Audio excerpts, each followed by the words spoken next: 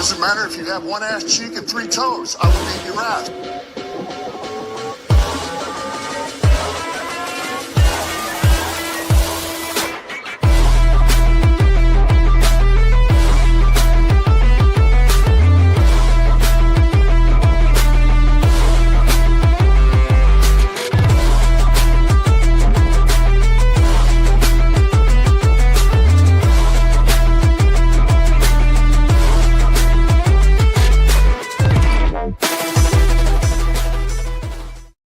Today's episode is powered by Dre's Daiquiri Shop at Cotton Gin, where Texas flavor meets game day energy. Cool off with our legendary Texas-style daiquiris and load up on the best football food in town. From crispy, mouth-watering wings to your favorite game day bites, Dre's is your ultimate pregame, halftime, and victory spot. Don't just watch the game. Taste the win at Dre's Daiquiri Shop at Cotton Gin. Welcome, Lion fans, to the One Ass Cheek and 3 Toes show. I am your host, Nate the Great, and I got my fellas here, Mr. Bistrilla and Jay. How y'all fellas doing? Doing good, man. What's up? Oh, well, you know, we had a game. It was the first game of the year. Wasn't the way we wanted to come out, but you know what? It's only game one. The sky's not falling, but we're going to talk about it. But yeah, it was not what we expected, but you know, it happens and we're going to chat more about it. So let's just get to it. We're going to bring on Ken, the Packer fan. He said he wanted to come on to chat with us if they won or lost. So here he is. Bring him on. There he is, Dan. Wow. this dude here. Just as we mentioned your name, man, you just popped up. I was like, okay, I'm just good like that. All right. Well, what's up, guys? Well, kudos to you, Ken, on the victory. Why? Thank you. You know, all I'll say, and then I'll let y'all get into it. Is basically this was not the Detroit Lions team of last year. We can all agree on that. Mm-hmm. You know, new interior linemen, different positions, new offensive coordinator, a lot of new pieces on both sides of the ball. And, you know, we're still missing Mac, you know, big loss there still. So, you know, y'all got us. I mean, you guys were favored to win. Hell, I picked y'all to win. So, I mean, like, it's not a huge shock that y'all did what y'all did. You know, I think that it's being blown out of proportion about how bad we played, because if you really look at the nuts and bolts of the game, the Lions held themselves pretty well in portions of the game, you know, like, and we'll get into that. But again, congratulations on the win, and let's get into it, guys. What went wrong? So, and then Kim, we'll let you talk about what went right for your team. Yep. I'll start with DB. What went wrong with this team? The inside, as I've been hyping about this whole entire time, the inside offensive line. Mm-hmm. That's where all three of Green Bay's sacks came from. And Green Bay did a magnificent job of game planning for that. That and the fact that they came out on fire and the Lions kind of came out flat. And that's never good. You know, this game kind of reminds me of last year's game in the opposite way, where when the Lions came into Green Bay, Lions came there with a purpose. Green Bay was kind of flat, and that's how we won that game. It's the same thing with this game, just on the opposite sides. I just think that Green Bay came out with some passion, and the Lions didn't. They came out flat. The inside offensive line was crap, and then we had Arnold limping through half of the first half because he had a groin pull, and he should have took his ass off the field instead of staying on there, because you see once he got off the field, you know, and they got the corners together, it was a little bit, you know, a little bit better defensive effort for them. What's going on, Robbie? What's up, Robbie? So I mean, no, they played great, and Jordan Love played pretty damn well. You gotta give Green Bay their props. Mm-hmm. You know, absolutely. The Lions didn't come to play, and Green Bay did, and Lions got their ass whooped. That's all there is to it. I mean, what you got to do next week? You just got to go out there and play better. That's all you got to do. So, Ken, tell us what went well for y'all. I gotta let me speak on that. I'm gonna come back to you, Jay. I'm gonna let him talk, and then I'll come back to you. We're just gonna like split it up. That's all. Gotcha. Go ahead, Ken. Oh, what went right was holy shit, Micah Parsons is a hell of an X factor. Not even just what he did himself in the game, which was awesome, because if that's what Micah can do, not even 100% yet, I can't wait to see what 100 is. But the fact of him taking on the double and triple teams that freed up Rashawn Gary to go around and start making a whole bunch of plays, and Van Ness looked awesome. I think that's the best I've ever seen Van Ness look. Yeah. Mm-hmm. And part of what I was saying was one of the keys to the game, which when I said his name, everybody said who, was Evan Williams. I think he kind of helped cement himself in people's minds now. Yeah, I mean, you got that pick. That was Micah Parsons more. That was Micah Parsons. Hey, I was gonna say he still jumped that route. Yeah. Well, yeah, it's fair. What else? What else impressed you with your? What massively impressed me was how well everybody did holding on to the ball. Besides, I think it was like 2 from Jaden Reed. If Wicks can actually hold on to this ball and continue this going, he is going to be one hell of a receiver for us. Because my gripe about him was his hands of stone. Guy was always open, but could never catch it. If it continues this way, he's going to be a hell of a weapon. Didn't see a lot from Golden. I was kind of surprised. I'm not sure exactly who was. It seems like they're bringing Golden on slowly. He was involved in, I think, like maybe 2 or 3 plays, but he's a rookie, so you kind of expect it. Not everybody's going to be Mbuka out there. Yeah, and Kraft really wasn't that big of a factor either. Like I was gonna say he still played a good part. I would much rather us fed him a lot more though. But his biggest moment was BB taking his helmet off. Or how about the touchdown he caught? Oh yeah, he caught that. I was gonna say that seems like a pretty big moment. But he's not a volume catcher. He's a guy that's gonna give you like 5 or 6 catches and maybe a TD. He's not gonna give you that's what kind of annoys me a bit about how we use him, is he could be a volume catch type of guy from what we've seen from we just don't feed him enough. Okay. All right, Jay, what went wrong for us? So, outside of the pass rush, I mean, obviously with Micah Parsons, we kind of knew that would be a big, big deal for the Lions to have the game plan for him. But one thing that you guys impressed me with was just the defense as a whole. You guys held our running backs to both under 50 yards. None of them cracked, I want to say, over 45 yards. None of them averaged over 3.5 yards per carry. And if you look at this Lions offense, one thing they do very well, no matter who's at the guard, center, whatever, is run the ball very effective. Matt LaFleur came in with a plan to neutralize that whole offense. Now, if you can't establish the run, you can't get the passing going. And I think that kind of threw the balance off of the offense. You had Jahmyr Gibbs out there getting a couple of negative plays. And, I mean, from the first couple of plays, I seen it. I said, if they can't run the ball, it's going to be a long day for this offense.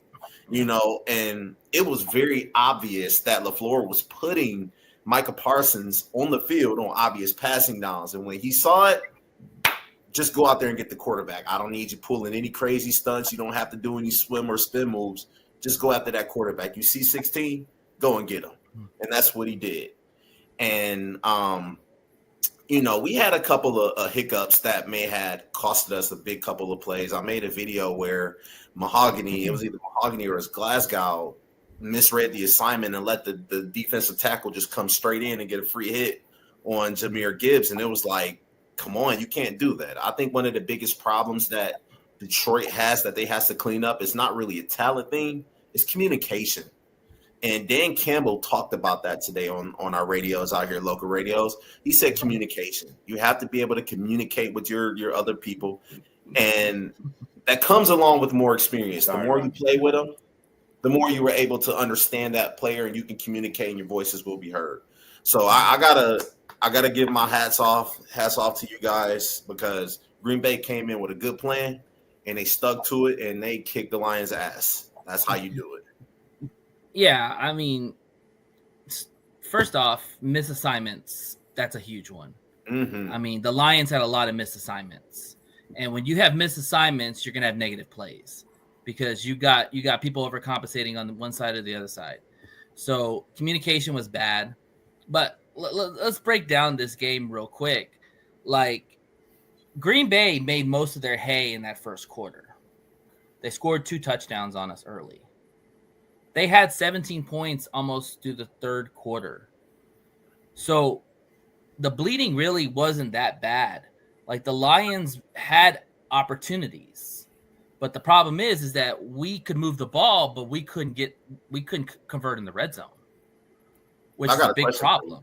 I got a question for you, Nate. I heard a stat also as well that the Packers only ran the ball they only passed the ball only 6 times in the second half, and that all the other things was running. Which makes no sense. Which makes no sense. You don't think so? What it is something that Packers fans have bitched about. Granted, it's not a whole lot of them, but Matt LaFleur is known to take his foot off the gas at times, that if he has a comfortable lead, he wants to protect the lead, which I don't personally agree with. I rather run it right down their throats. But to be fair, let's be honest. The Lions' run defense wasn't bad. Mm-hmm. I mean, they pretty much bottled up Jacobs almost the whole game. He got his 1 touchdown, but for the most part, they pretty much shut the run down. Where y'all killed us was the passing game because we could not get any pressure on Love. But the defense did settle down in the second half. You know, like, all the damage was done early in the game, and that's the problem. What I've noticed, a common theme with these Lions games is we get our ass kicked early in the game, and then we figure it out in the second half. But the damage has already been done, and it's like now we're playing catch up. And sometimes we'll come back and we'll get it right, and then other times we won't. You know, and I just think, like, with the Lions, it's just a lot of new stuff. We don't suck. We're not terrible. It's just that when you have a whole new interior line and your bread and butter is to run the football, where are those guys going to run behind those dudes? The interior. Mm-hmm. So like Jay said, if your interior line is weak, and all our guys were terrible run grades and, you know, terrible pass grades, the line just took a shit literally on Sunday. Let's just be honest. They took a shit. I haven't seen the Lions line play so bad since Dan Campbell's been head coach. This is the worst game I've seen the Lions line play ever. And, like, the fact is, you can't do nothing. Like, Johnny Morton can't call anything when you can't protect the quarterback and you can't rush. You can't create holes for the running back. Mm-hmm. I think it's a lot of them trying to get a little bit more familiar with Morton's system more, because I've seen a lot of differences from our last offensive coordinator, who goes unnamed for a while, to Johnny Morton now. Like, he was really that traditional, okay, you know, 2 split receivers or whatever. I didn't see any pre-snap motion. I didn't see any of that stuff. And that kind of throws defenses off, especially when you have a high-power offense like the Lions. You got J-Mo as a deep threat. You got Laporta, who can catch midfield passes along with St. Brown. They didn't get the respect they needed on the ground, which hindered their whole offense. That was a big problem. They didn't earn that respect early. Lions could have. They didn't run a lot too tight of personnel either. But you got to give it up to the Packers. Their defense was like a pack of hornets. Like, they saw their target and they were just on it, man. You know, and I think that experience and time will come along, and this team will be a lot better. We'll see that. Exactly, exactly, Robbie. Exactly right. Yeah. So Ken, question for you: what do you think the Packers have to improve on to the next game? What I want to see is a hell of a lot better play out of that guard we signed from the 49ers and Banks. That, to me, was the weak point of the game, because that's where Jacobs was running a lot, was behind him, because we're used to having Elton Jenkins there at left guard. Mm-hmm. Right. I'm not going to say, we shouldn't have made the signing, but he needs to get up to speed real damn quick, because this shit ain't going to cut it. because Right. if he puts out multiple performances like he did against the Lions, you can pull him and put Morgan in his spot, and I'll be happy as a pig in shit. Yeah. Also, too, Zach Tom got hurt too. Yeah, from what I've seen, it's an oblique injury, and there's talk that he might not play Thursday because of it being a short week. But if he does miss time, it's one game. Yeah, that's good. It's a big game because y'all are going against Jaden Daniels. Oh yeah, but believe me, Zach Tom's our best offensive lineman. I want him there every possible snap out there. I don't believe in Washington's defense, but anyway, that's the anyway. I don't care. We could have went up against a middle school team. I still want Zach Tom out there throwing little kids out the club. True. Yeah. True. I got you. I think.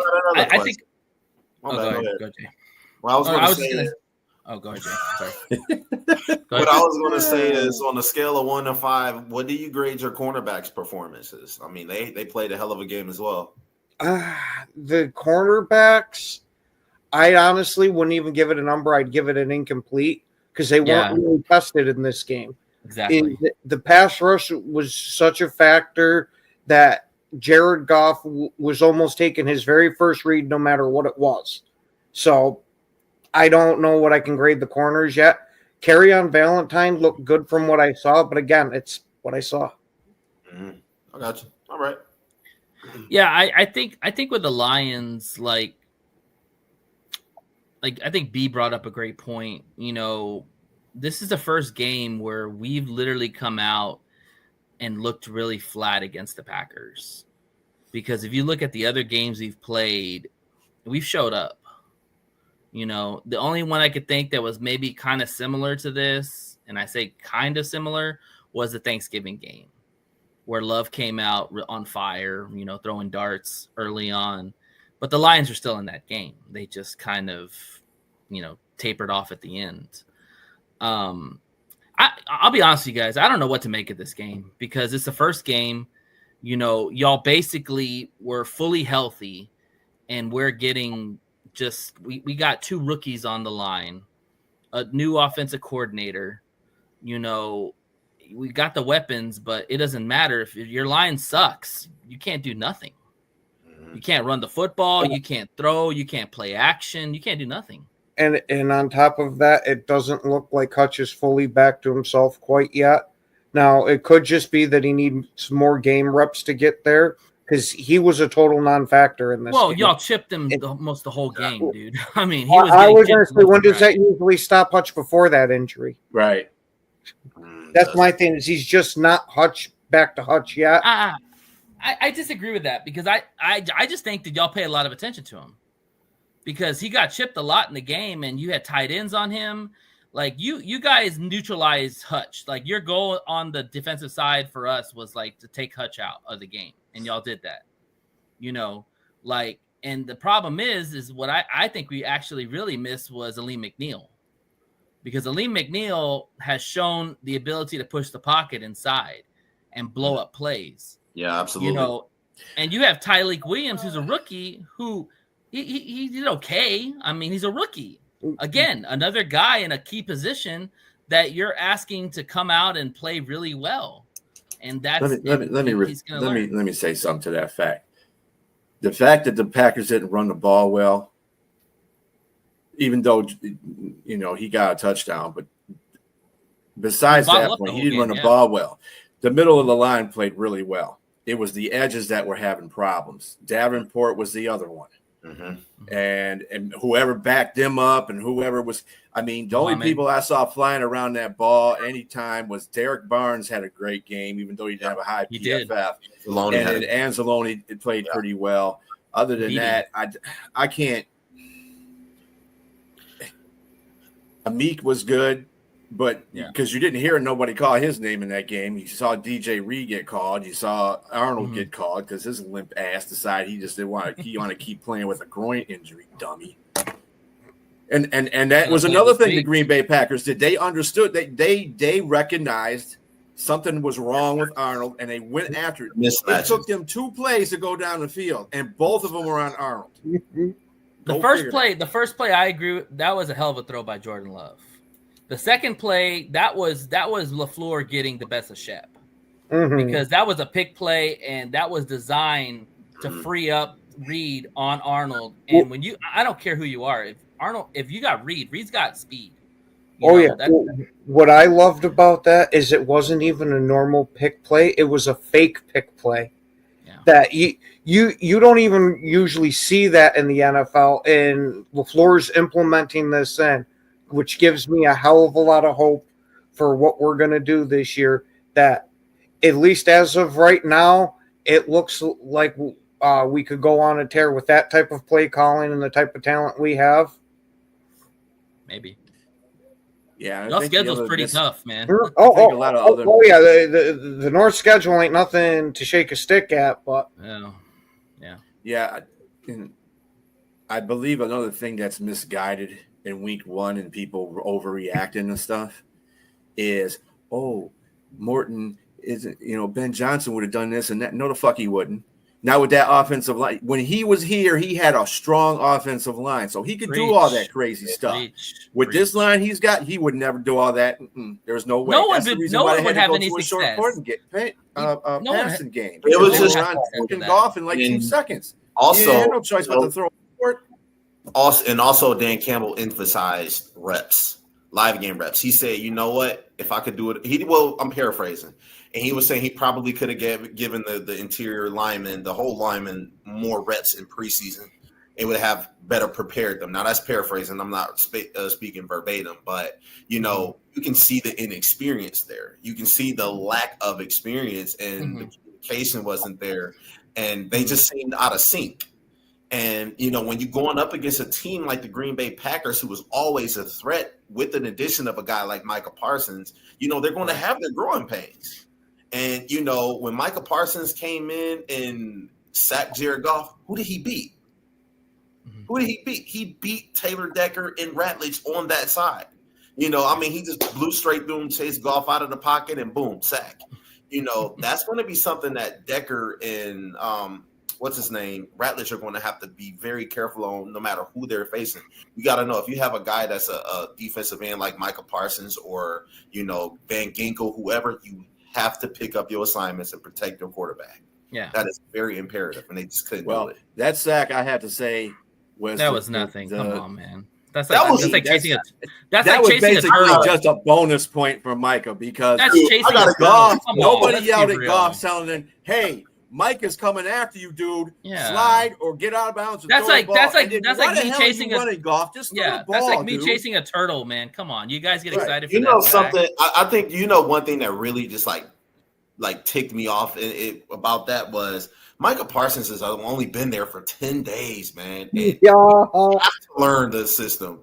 He didn't have to learn any of that stuff. And like I said, LaFleur was like, "You see number 16 right there? Go get him, son." Well, when you have an elite player, you don't have to learn the game plan. You just go after quarterback. That's all he is. He's a one-trick pony. You saw Jeff Hafley deploying him all over that defensive front. What seemed to give you guys a lot of fits was when we put him in the center of that defense. Which I knew was going to happen. Yeah. I knew that was going to happen. Depending on how the inside offensive line played, I knew they're going to move them all over the place. And if they figured out that was the weak spot of lines, they're definitely going to put them there. Yeah. So, everybody wants to get on Graham about he had a great pass blocking. It wasn't him that was the problem. It was the guys on the other sides of him. Yeah. Chris Simo gave up two sacks, and Ratledge gave up 1. And you also got to think too, to your point, B. Decker and Sewell are good tackles. We all agree on that. They're good tackles.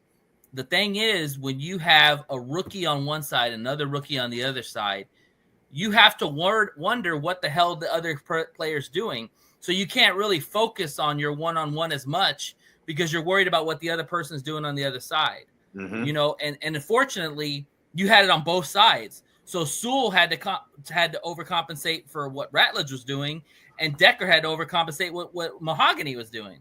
So it's kind of like a clusterfuck. It's like, holy crap. I can imagine Decker and Sewell were not at their best because the fact is their head was on a swivel because they have to worry about what's coming at them. but also too, they got to worry about the two infants inside that don't know what the hell they're doing yet. You know, it's like it was just a mess. It was just a mess. Yeah, I don't care what offensive coordinator you had on that team. Exactly. Yeah. You know, it wasn't going to work. It just No, wasn't working. That offensive line. That's why you build from the trenches out. Exactly. Because if you don't have good, and that's what the Lions have been good at doing. It just now they have to get 2 new people in there because Frank Ragnow retired and we had the other guard moved on. Not that I was counting him anyway, because we could have placed that. But if Ragnow was in the center instead of Glasgow, I think it would have been more of a bond. Whole different ball game. Yeah. Yeah, it'd been a different bond that way because he would have cussed them 2 out into both of them.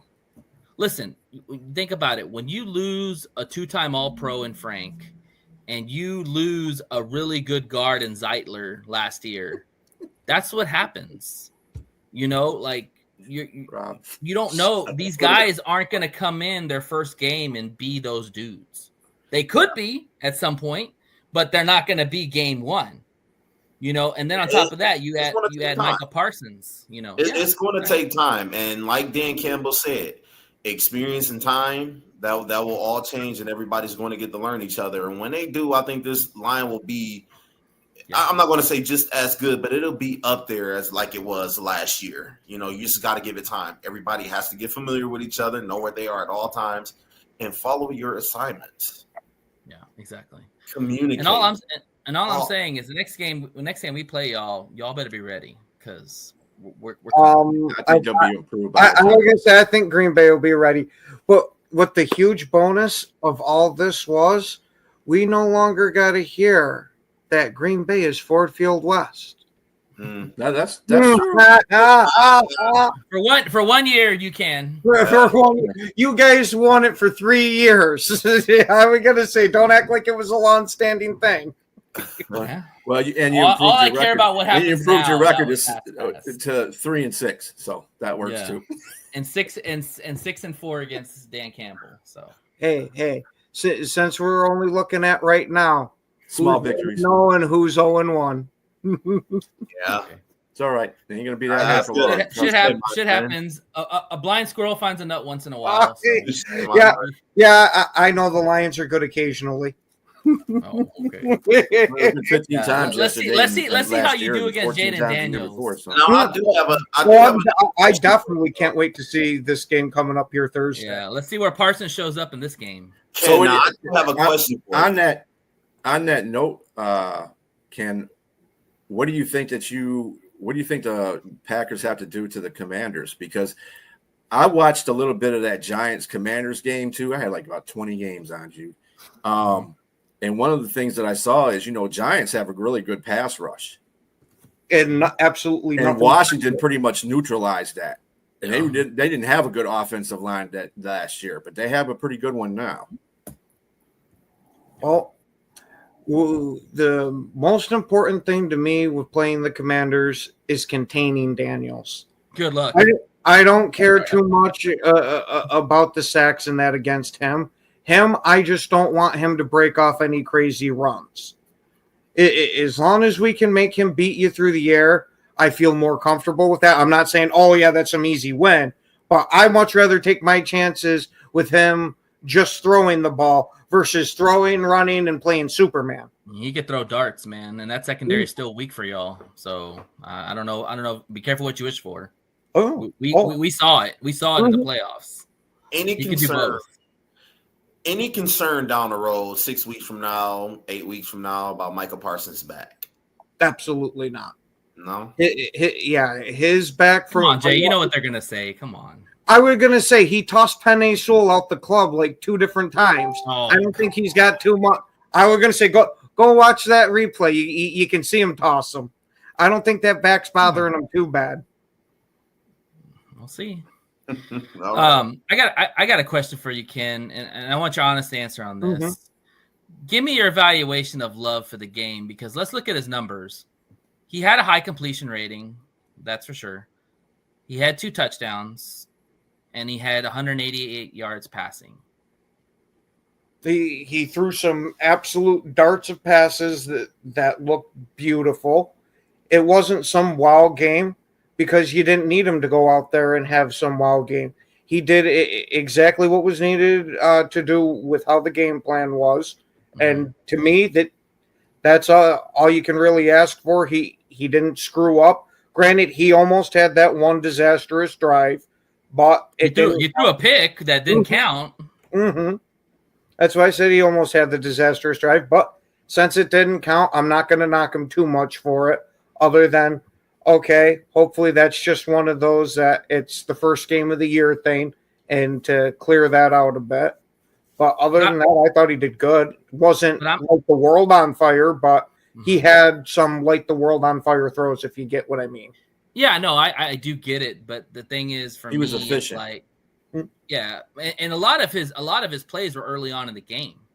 Like, if you break down his passing stats and all that, almost all his damage was done in the first quarter, and then for 3 quarters he didn't do shit. That's He not didn't need to do shit. Yeah, that's true. I mean, I mean, I'm with you, Ken. Though I would, I'm gonna tell you, if the situation was, I don't know. If the situation was switched with the Lions, I'm sure the Lions would be trying to kill you guys, and that's what I didn't like about the Packers. Once they had us the number on us, they should have just kept throwing downfield and killing us. And I don't know why they took the foot off the brake. That's been my gripe with LaFleur for the past few years. Is that once we get a comfortable lead, okay, well, we beat them. I don't want to rub it in their face. Don't worry about being the nice guy. I don't think it was rubbing their face. I think it was playing more safe. An asshole and run that score right up. Yeah, I don't think it was more about rubbing the face. I think it was more about playing safe or playing not to lose. Mm-hmm. Conservative. Yeah, he was conservative. They called the dogs off. Right, and the reality is, if Goff doesn't throw that pick in the red zone, we probably score a touchdown more likely, and this game's a whole different ball game. Well, I was going to say maybe the fact that considering they were 1-4 in the red zone, I mean, that was our best drive of the game. It took us like both the times we got. I think all 4 of the times we got in the red zone, it took us a long time to get in the red zone. Yeah. It was like the first one was 9, the second was like 10, 11 plays. That was our like, damn. That's one thing that I love about the way this defense is constructed, is that we can constantly keep rotating guys in and out with how many pass rushers we have here, that you don't got to worry about these long sustained drives dogging your guys down, because there's just a constant flow of new guy coming in. Mm-hmm. Yeah, but they're not going to be as effective. Absolutely. I'm in no way saying Micah Parsons, there's no difference between him and Ignabari.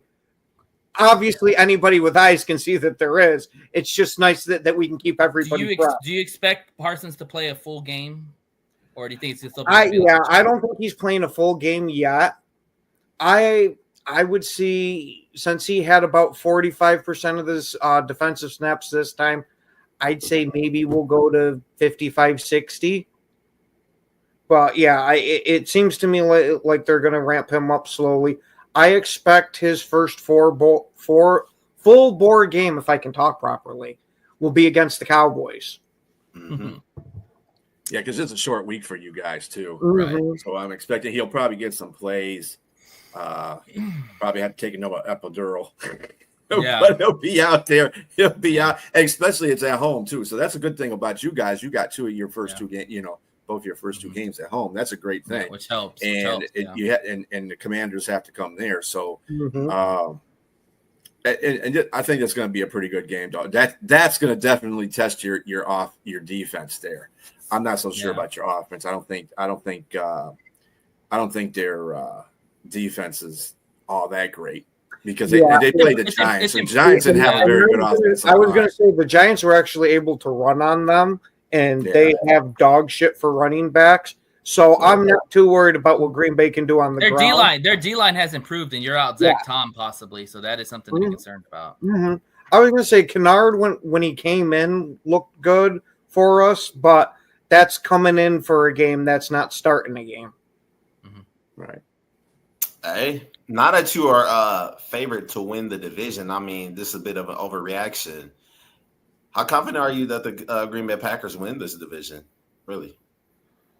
Oh, God. as of right now, just after week 1, give me like a 70%. Okay.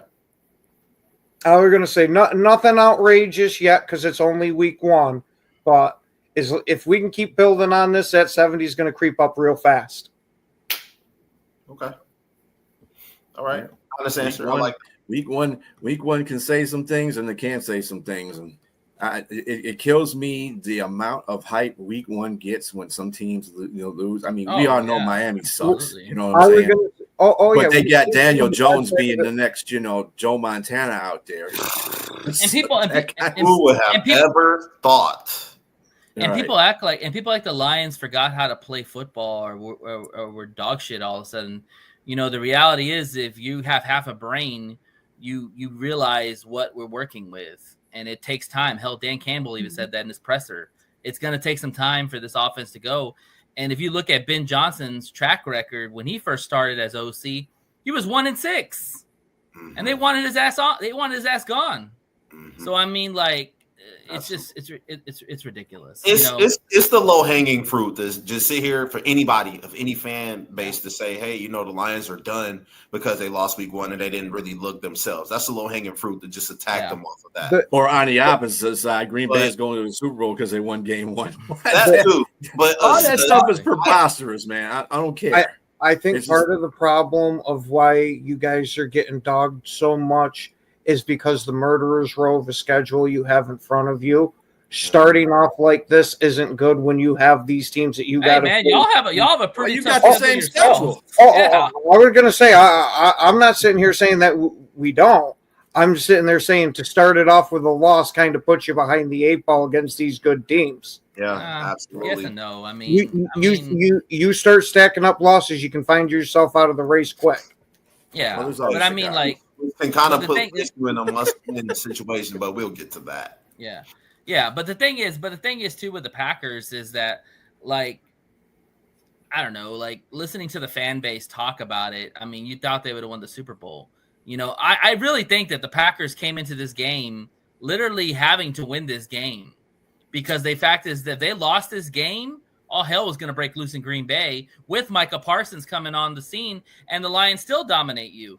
So this is kind of like the big brother gets back at the little brother in this situation, because we've been whooping y'all's ass the last 3 years on TV, and now it's like, okay, they're back to fight. And like I said, I think it was just natural order being restored. Just didn't want to be kept under that gun. I mean, you got to remember something. As much as we joke and talk about each other's teams, Green Bay is still one of those teams that is historically franchised team, and that will always there's a pride to a unit. Sure, Dan Campbell brought that will about. Always be in the race. I respect Green Bay. I think as much as we have a rivalry, and I know people from Wisconsin hates Detroit and Michigan. Like it's like I have a healthy respect for Green Bay. Because anytime you play Green Bay, you just looking like, okay, we can really chalk it up as a split, no matter if we sweep each other or not. So I respect Green Bay 100%. Yeah. Hey, you guys got it. You got the bragging rights. You guys won. You did what you were supposed to do. Now you 1-0. I'm the other way around. FTP all day. All right, Ken. We'll give you some parting shots or get you off on whatever you want to say. Well, all right. If you're going to give me a parting shot, I'll only take one. The natural order to the NFC North has finally been restored. Well, at least for a week. We'll see. I was going to say, Bistro will tell you, I ate a lot of shit last year. It's y'all. It is y'all turn to eat this shit because all you did was eat that cheese out of Matt LaFleur's ass. Whatever. Ken, come back at week 8 and we'll have this conversation again and see where the Lions and Packers are. Or 9. That's where we got to buy in week 8. Hey man, now that I added you as a friend, I'm going to be following you guys very closely. Just know that. All right. Hey. Meaning he's going to troll the shit out of y'all, so get ready. I sincerely do not mind whatsoever. You can bring it all on. Bistro will tell you. I've gone back and forth many a times, and I don't get butt hurt. All right. B, give Ken a round of applause, and let's get him out. Yeah. Well, I thought you were going to do the automated. That's my favorite Packers, man. I don't care what nobody says. I love Ken. Ken's awesome, man. You're cool in my book, Ken. All right. Well, hey, I love being on the show here with you guys. My man. We look forward to seeing you again in week 9. All right. Or whenever we play in the Thanksgiving game. All right. Hopefully the sweep continues. Good luck against Jaden. Yeah. Thanks, guys. Good luck against Chicago. Yeah. We're good with Caleb Williams. W's. Yeah. All right. I'll see you guys. Take it easy, fella. All right. Well, Ken, man, what can I say? Well, shit happens, right? A blind squirrel finds an acorn once in a while. It is okay. So, on that note, we have Liz here, and Liz is going to join us for our Pick'em segment. We didn't get to do our Pick'ems last time because, we had a lot of people on the show and just kind of a lot of good stuff, but it just ran out of time. So now we're going to do our Pick'em segment. We're doing this every week. We got a running bet at the end of the season. So to report for the first, I guess, are we counting our first week? I am. I got mine in my notes. We figure out how we're going to do that. I know Liz kind of came in on a late note, yeah. And we really didn't have our stuff together in the last show. Yeah. I mean, that's up to you guys if you want to. Shit, I had my best week, man. I knew Nate was going to say something because I'm like, hey, I was 14 or 4. I kicked y'all's asses, man. You did. All right. Well, you know what? Since I'm a fair guy, we'll start this week. Okay. Okay. So the first week was just practice. Test run. Even though that was a great fucking week, but it's all good. Test dummy. All right. So we're going to put on this real quick here so everybody can see what's up. Yeah. Welcome, Liz. Hi, guys. What's going on, Liz? All right. So the first matchup we have, speaking of Ken, you got the Commanders going to Green Bay. What say y'all? I'm going with Green Bay. B. Oh, my bad. Well, we're going to go down the line. B, start with you. Okay. Just because I'm pissed at the Packers, I'm going to go with Commanders. Okay. I'll go with the Commanders. All right. Jay, what do you got? I think Green Bay keeps that heat, and I think they win at home. Okay. Liz? Commanders, because they're just coming off of a win. Yeah. I'm going with Commanders. I don't think they're going to be able to stop Jaden Daniels.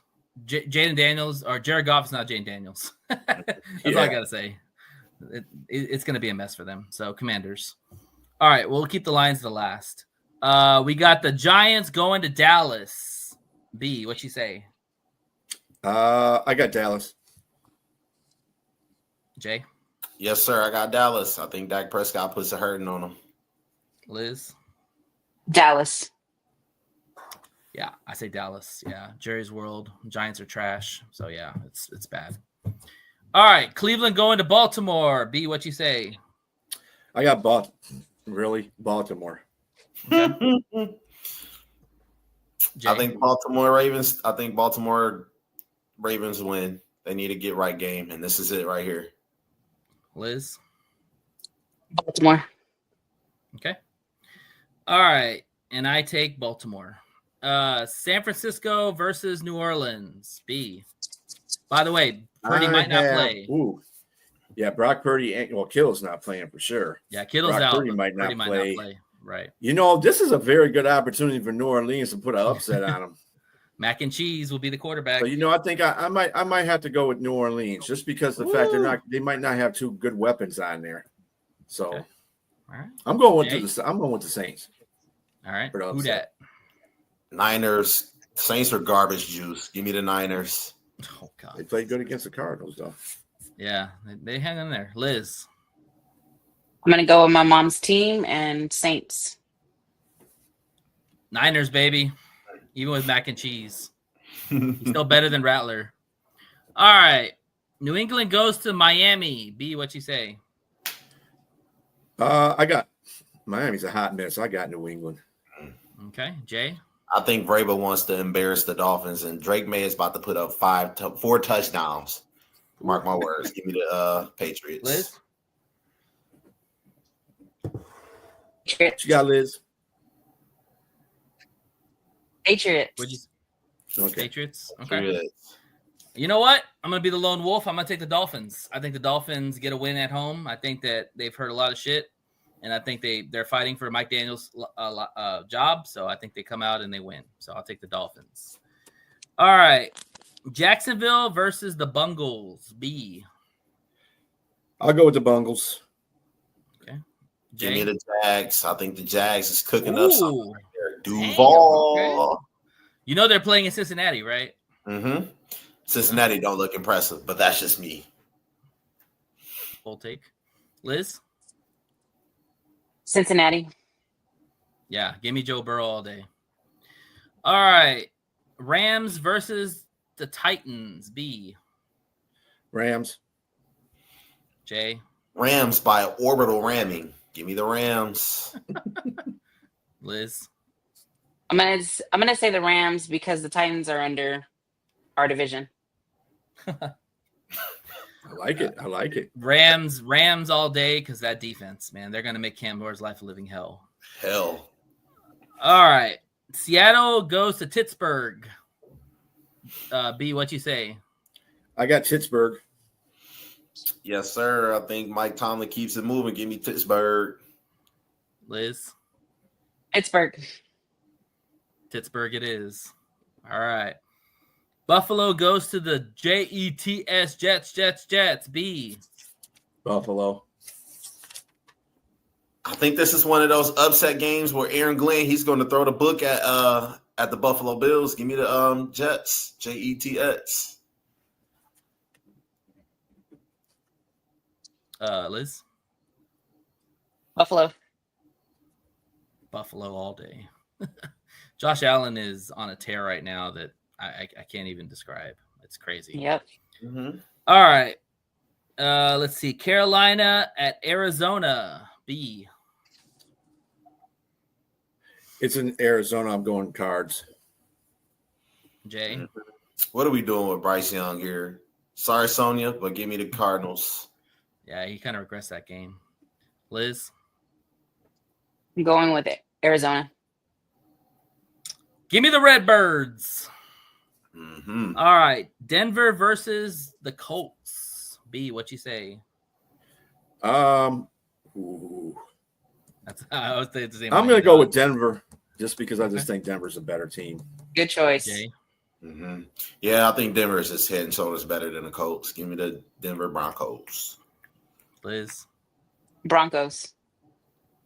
Give me Danny Indiana Jones. Go with the Whoa. Colts at home. Whoa. Yep. I said it. All right. Let's see. Philly versus KC. Probably the game of the week. B, what you say? I'm going with Philly. Ooh, I think they can okay. still do Jay? it. As long as they don't spit on nobody.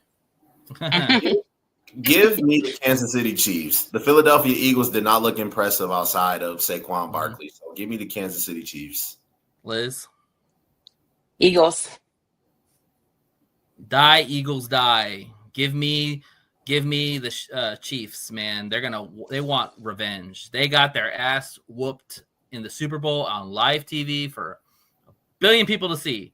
They want revenge. They are gonna kick some ass. It's probably gonna be it'll be a blowout. Get ready. I don't know about a blowout. I think it'll be a close game. It won't be a blowout like the Super Bowl was. It'll be a close game. If Kansas City wins, it's going to be a close game.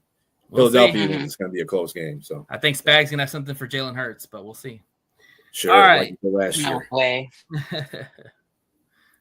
All right. Give me Atlanta versus Minnesota. B, what you say?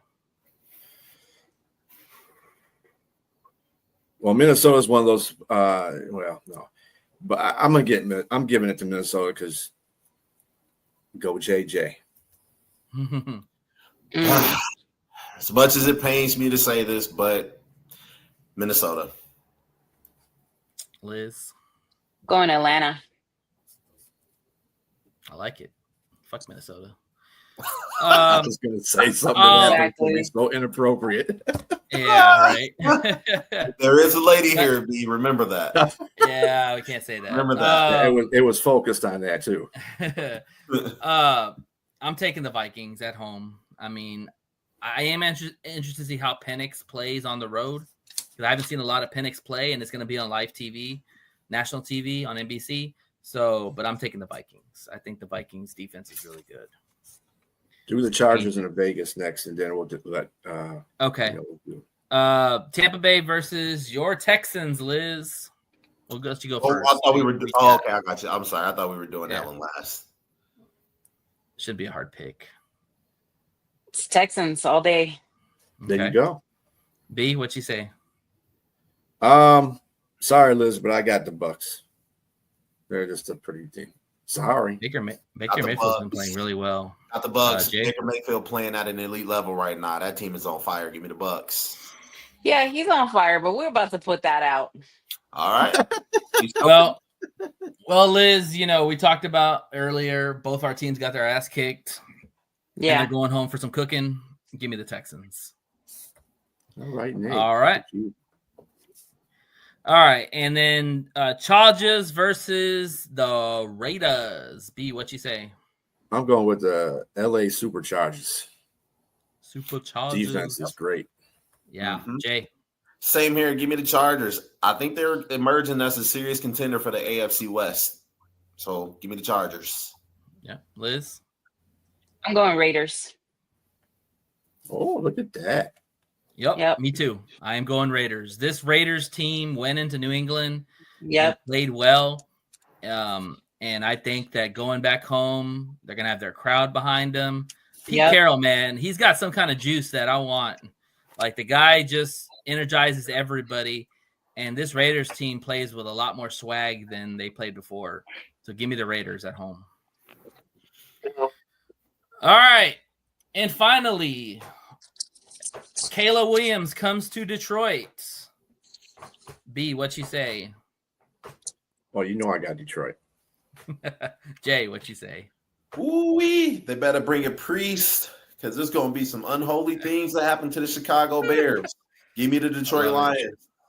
Liz. I'm going to go with y'all guys. Lions, because y'all ain't playing nobody. Know that for sure.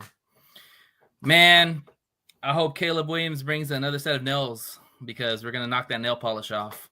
Give me the Lions kicking ass and Benedict Johnson sitting on the sidelines looking like a dumbass. All like day. he did the first game. Exactly. Fuck the Bears. All right, y'all. So we have all the picks. They're all on video. You can't change them. And we'll see what the outcome is the next show. Yes, sir. Yes, sir. All right. And Liz, we're going to have Mr. Drew coming on. B, do we have him back there? Yep. Okay. So, Liz, we're going to say hola for you or goodbye right now, and we'll bring you back on for your segment. We're going to. You said it right. Drew. Hola. I'm good, guys. Hola. Right. Thanks, Liz. All right. Bring him on, Mr. Drew. Oh, I like that background. Damn. Yeah, that's nice. Yeah, you see it. Go big or go home. Go big or go home. It'd been nice if we could have used that viciousness last night, though, right? that bear's got more less bite than bark. Man, like I tell everybody, man, it's gonna be some growing pains this year, man. We got a new O-line, we got a new coach. They got to gel together first. I'm not one of them delusional Bears fans that be like, "Oh, we're going to the Super Bowl this year" and all that other crazy shit. But all I'm saying is, this gonna be a developmental year for us, and we're gonna be contenders. Give us 3 years, we're gonna be contenders. All right. Oh yeah, I like Chicago's going to do better than they did last year. Yeah, I can tell you that. Most Right now. definitely. Drew, talk to me about like how you became a Bears fan and your fandom real quick. Well, first of all, I'm born and raised in Chicago, so that was just a given. And my grandfather, my father was Bears fan, so it was just in the DNA. And I was a big Walter Payton fan. 1985 defense, all that. Hey, it just rooted in. So win, lose, or draw, I'm bear down. Love it. All right. Well, we're going to go ahead and get started. So we got a segment called Who's Got It Better? We're going to break down positions on both sides, and you're going to tell us if your position has better than we do, okay? Go ahead. All right, so we're going to start with quarterback. Is your quarterback better than Jared Goff? No. Okay. No, like not at this moment. No. Mm-hmm. I do have one real quick question about Caleb Williams. Are you concerned at all about his ability to throw from the pocket? I mean, to me, man, Caleb, he has the potential to be great, but he's getting in his own way, I believe, because of what he's used to. So it's like he's used to things at USC. He was used to things at Oklahoma. So it's like he's trying to bring that college, aspect into NFL, and you're gonna have to reprogram your whole mind, even from last year with Eberfuck. I mean, you know what I'm saying? I'm just saying, it's like, and then people don't understand. Learning a new playbook is not simple. I play football, so it's like, what the fuck? So, and I know Ben Johnson, and y'all should know this because, he's a hard ass, man. He's a hard ass. Right. So it's like, I know he's a perfectionist and he wants it like this, and it's going to take him some time. But one thing I say, Bagent, from what I've seen in practices, Bagent is accurate with his program. Bagent knows how to run Ben Johnson's offense more than Caleb does right now. I totally agree. I agree. I mean, I wish it was the other way around, but I mean, maybe, like I said, I get Caleb a good 5-6 games to get acclimated, but his ass gonna get benched if he don't do what he's supposed to do. Whew. Chicago fans will shit a brick if that happens. You really think he'll get benched? With Ben Johnson, I believe he will. Oh, hell yeah, he will. He pulled him out of practice. Right. I mean, Ben Johnson is a no-nonsense coach. I mean, I've been on that ever since before he became to Detroit. I mean, so I believe he would do it, but it really, the ownership, the president, and all that got more say, so I don't know. Yeah. Let's see. Don't. All right, let's go to running backs. So we're basically, when I say running backs or receivers or tight end or pass catchers, I mean just including the whole group. Oh, shit, man. All right, man. We already have Montgomery, so he's a beast in itself. So I'm gonna say y'all got the Sonic and Knuckles, man. Y'all got us. All right, y'all got us. But I mean, Swift is Swifty, but Gibbs is Swift too. So I give it to y'all for sure. All right, pass catchers, including your tight ends and receivers. I say us. Okay. Now wait a minute. Let me think about that for a minute. Yeah, I'm kind of even on that one. Okay. I mean, if that's all right, I can give you that. Yeah. Yeah, I'm a little even on that because I think it's closer than you think. It's closer than you think. But I would say Amon-Ra St. Brown's been a all-pro, and I think he's a little bit. He's a good shade better than DJ Moore. I don't know what Dunze and I don't know what Burton's got yet. Yeah, we don't. That's why I was kind of thinking about it because I mean, since they're rookies, we really don't know. We know what they did in college, but we the big boy league now. So shit. I mean, we gotta just see what they gonna do. Loveland too. Yeah. I mean, and we know how Ben Johnson love to run that 2 tight end offense. So y'all know that. Yeah. Loveland, Colson Loveland. Let me be the first to tell you that Colson Loveland was my guy at Michigan. Let me tell you. There you go. So we looked up on that. Loves Michigan. That guy didn't talk. He literally played on the field and he was like, "That's it. Yeah. That's how you do it." Yeah. He was legit. Yeah, he was legit. Yeah. All right. This is where you probably got us, Drew, O-line. Oh, most def. That's here. Yeah. I mean, but with the exception of Braxton Jones, there's a little tweaking right there. But if we could get somebody right there, no. We talking offense. My bad. I'm thinking defense. I'm sorry. You guys have the better O line right now. Yeah, you do have the better offense. Yeah, we got Tooney and you got Dahlman as a center. Drew Dahlman. Yeah, but if Darnell Wright punk ass stop going, he just keep giving us penalties, man. He need to calm the fuck down. Yeah. But one thing I'll say about Ben Johnson is Ben Johnson don't play when it comes to the O-line. Yeah. And when he looked at O-line, he's like, this shit sucks. We're gonna trade for Joe They thing on that one, so I give him get props Jonah for that one. Jackson, get Dahlman. That was solid. I'll give him. And that. as you can see, the Vikings barely touched Caleb. I mean, he got sacked once last night. Mm-hmm. And so, but he did his thing. Well, he's also fast as fuck too. Yeah. He is quick. Yeah, exactly. That's the one thing he does really well is run with the ball. So yeah. All right, let's move to the defense. Talk to me, D-line.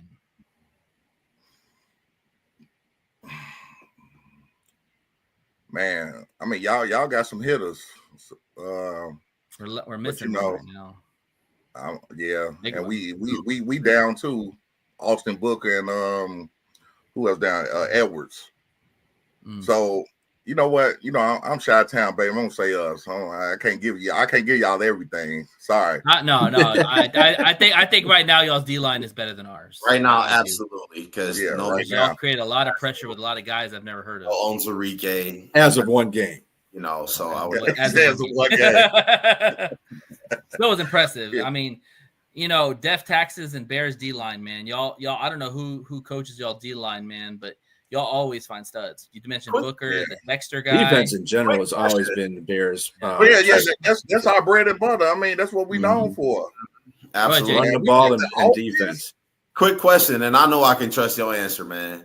I got into an argument with this one guy, and he said that Montez Sweat was better than Aiden Hutchinson. Do you believe that? No.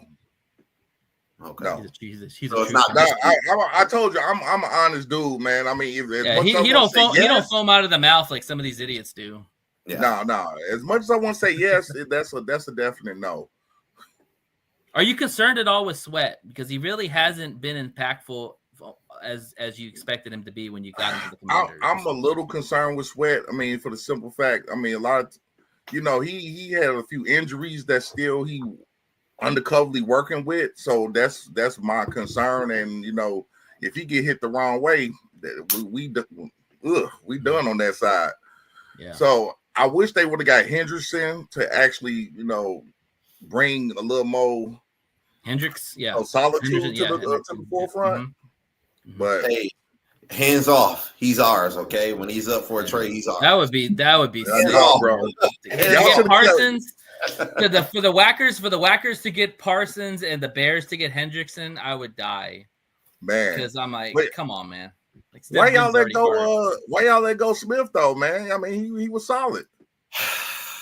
He's up and down, man. I mean, why did the Bears let him go? Yeah, I'm just going with Brad says. That's sometimes you just got to go with your GM. I know that's kind of hard for you guys to understand sometimes because your GM aren't the greatest. But ours built our team, out, man. That boy's ours built our team the way it was. So I can't fault him.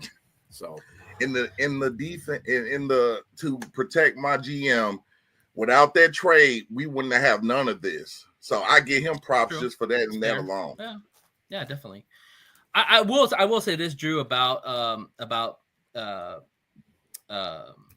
Za'Darius. The Lions got Za'Darius because Aiden went down. If Aiden doesn't go down, I don't think we get Za'Darius. Yeah, we need a placeholder to get some kind of pass rushing because your best pass rusher literally broke his leg, and he was going to be out the rest of the year. If Aiden doesn't go down, there's no Za'Darius on the team. So that's the way I look at it. Now I gotta ask you guys a question. Are you guys concerned with Hutchinson? After the injury, sometimes that's a mental game. Sometimes you don't know if they're gonna be the same as they was. He looked fine. I mean, he said he was fine. Okay. Yeah, he was playing around. He just didn't get. He got chipped a lot. He got chipped. Yeah. He just didn't do well. I mean, he gets chip blocked in every game. Yeah. But they paid a lot of wasn't attention up to to snuff. him When you don't play during a preseason, right? They even had a rule for him during the preseason when they were in training camp that he couldn't come back, past it because he was getting in the way all the time. He was the one coming crashing through the offensive line. Exactly, he was killing Panay. And this is the reason why I'm not worried about Panay when Micah was on him, because if Aiden's killing him, I know Panay is going to do the same. I mean, Mike is going to kill his Panay too, but I wasn't worried about iron. That. Yeah, exactly. But yeah, I think Aiden is he'll be fine. He just needs a couple of games to get himself together, and he'll be fine. Yeah, and you got to think about it too. I'm going to say I'm not concerned about his injury because working in healthcare and understanding a little bit about, bones, and when you have an injury like that the bones should be stronger than ever. What really worries me about Aiden Hutchinson is that he can be a hell of a player against certain teams and like linemen, but then there's certain games where it's just like he is ineffective, like last week against the Packers. Now, you're going to pay him now. I mean, I'm expecting him to get a contract, $45+ million. Better show up. That's all I got to say. Next, this have to week. show up. Like that type of contract, or for the Max Crosbys, the Garrett Wilsons, and stuff like that. Aiden Hutchinson got to prove it. I believe that he is capable of it. I'm not really too worried. I just want to see it. Still early on, and I know he can do it. You know what, man? But real talk, one thing I can say, and a lot of Lions fans trying to give me shit for this, but man, the absence of Johnson and Glenn, I feel, is affecting y'all. I mean, you could tell me if I'm wrong or not. Maybe it's just one game. I don't know. I'm gonna tell you you're wrong, because Johnson, when he was here, he had a complete offensive line. Yeah. Mm-hmm. You see, the first thing he did when he went to Chicago was build that offensive line. Yeah. Ben Johnson is serious about that. He cannot run plays without a strong offensive line. Mm-hmm. That's why he was killing half the league last year, because we had a strong offensive line.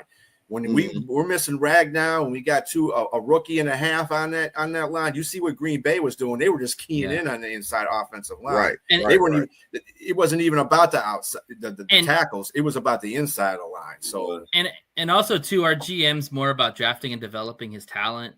And so this is one of those processes where these guys he drafted, he believes in them, and he knows that they'll be good at some point. It's just going to take time. That's just the reality of what's going on. So you said Aaron Glenn, I'm outside looking in, so that's why I asked the question. I'm on the outside looking in. Yeah, you said Aaron Glenn or Ben Johnson. Both. He said both. Oh, both. Well, I agree with B. I think that it's just a couple pieces that's been moved around, and that's what kind of throws the Lions off on the offensive side. Now with Aaron Glenn, I'm going to say no, and reason being is because I believe Aaron Glenn coach Shep up enough to where he can handle that team, right? It's almost like handing the keys to your franchise off to that quarterback. Yeah, and he's gonna need time too. And he's got a murderous row coming up. He's got Caleb and then Lamar and Burrow. That's the game and how to be a good defensive coordinator, because that wasn't really our biggest problem and why the Lions lost. It was because of the offensive side, and the defense never really had a chance to catch up and make plays. So, only time will tell, because I won't make that real assumption until maybe after week 6, week 7, and we'll see. But one thing I can say, boys, whoever lose next week gonna be 0-2. It's gonna be a problem. Yeah, gonna be in the basement. Yeah, possibly. A must-win thing. I believe now. I believe for you guys, I'm going to ask you this question. With the addition of Ben Johnson and a couple other players and coaches as well, do you think that this is a must-win for your team to get into the playoffs? This game coming up here. Yes. Yes. Because I mean, football is mental. I mean, I know it's a physical sport, but it's mental. So if you go down 0-2, man, it's gonna take a mental. The odds are very, very slim to make the playoffs unless you're the Bengals. And look at the division we in. Come on now, we got to win this one. Yeah, exactly. I'm sorry for y'all, but we got to win this one. No, it's understandable. All right, it got to be a loser. It got to be y'all. So sorry. I mean, we got to win. We got to win just like y'all got to win. Hey, so you got to come take it from our house. That's all I got to say. Right. Let's wrap up the segment. Then we'll get into more talk about the. Okay, the game. Cool. Linebackers.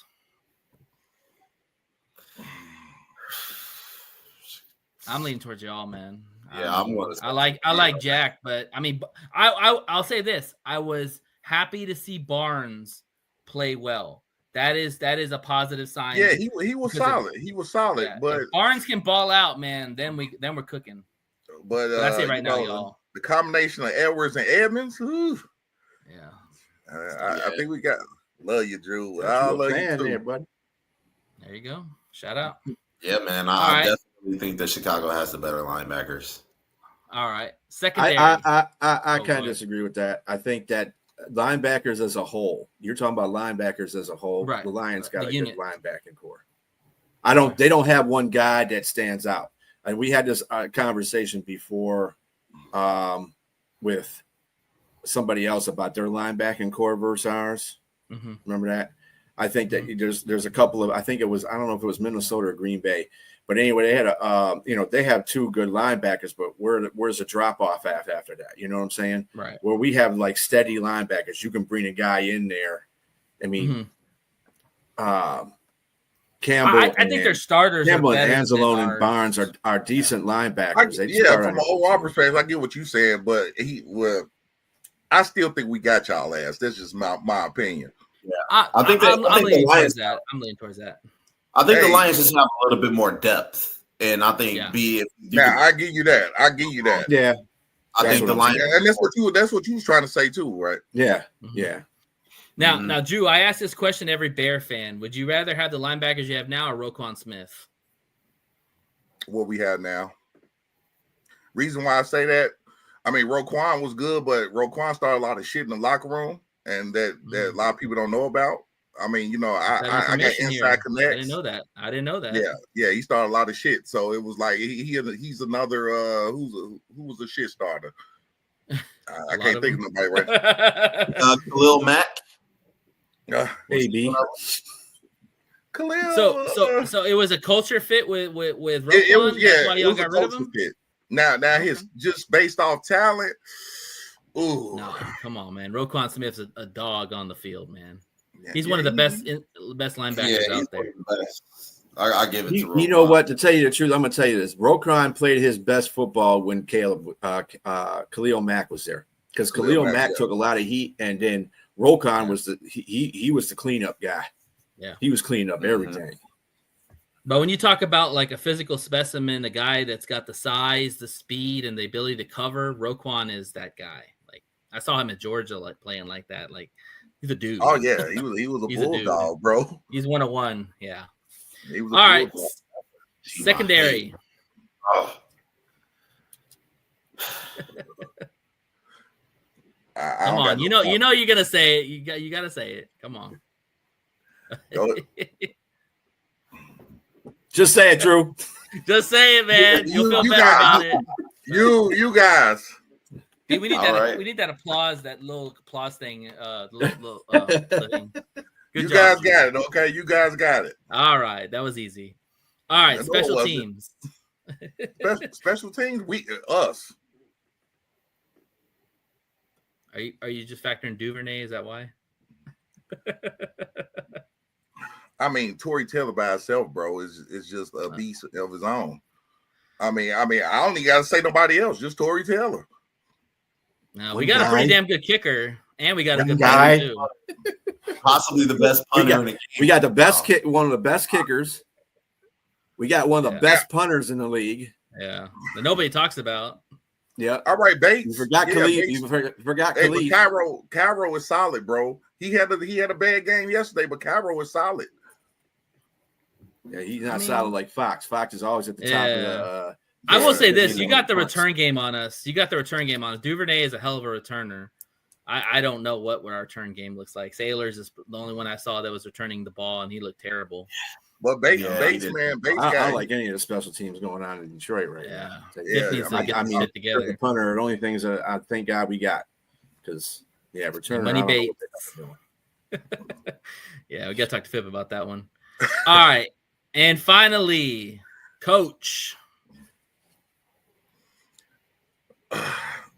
I like Dan Campbell. That's all I gotta say, bro. Yeah, I mean, because I just like his attitude. I really don't know being like that yet. I mean, I know him from like what people tell me about. Lions fans tell me about him and all that stuff. But we still got to get to know him. But I just love Dan Campbell's attitude. I love his grit. I love everything about Dan Campbell. So I mean, realistically, I'm going to say him for you. Y'all got it. Awesome. Ben Johnson. I'm going to tell you something about Ben Johnson. Ben Johnson, for all intents and purposes, and I'm not saying this to be funny about it, he's an asshole. And there's a good reason for him to be an asshole because he's an egomaniac. That's why he wants everything perfect. That's why he gets on Caleb about the offense and says and takes shots at him during press conferences because he wants Caleb to be better. He said, look, I put this damn offensive line together. You need to be doing better as a quarterback and get us down the field. Not just because I script you plays for the first part of the game. You got to take control after that. And that's something that he's going to keep coming after Caleb. And you're right. If he doesn't like something, 6, 7, 8 games from here, he might just put in there, secret budget, man. Yeah, and let's call a spade a spade. The only reason why he went to the Bears was because of Caleb Williams. I remember when he made that comment about Caleb after we played him.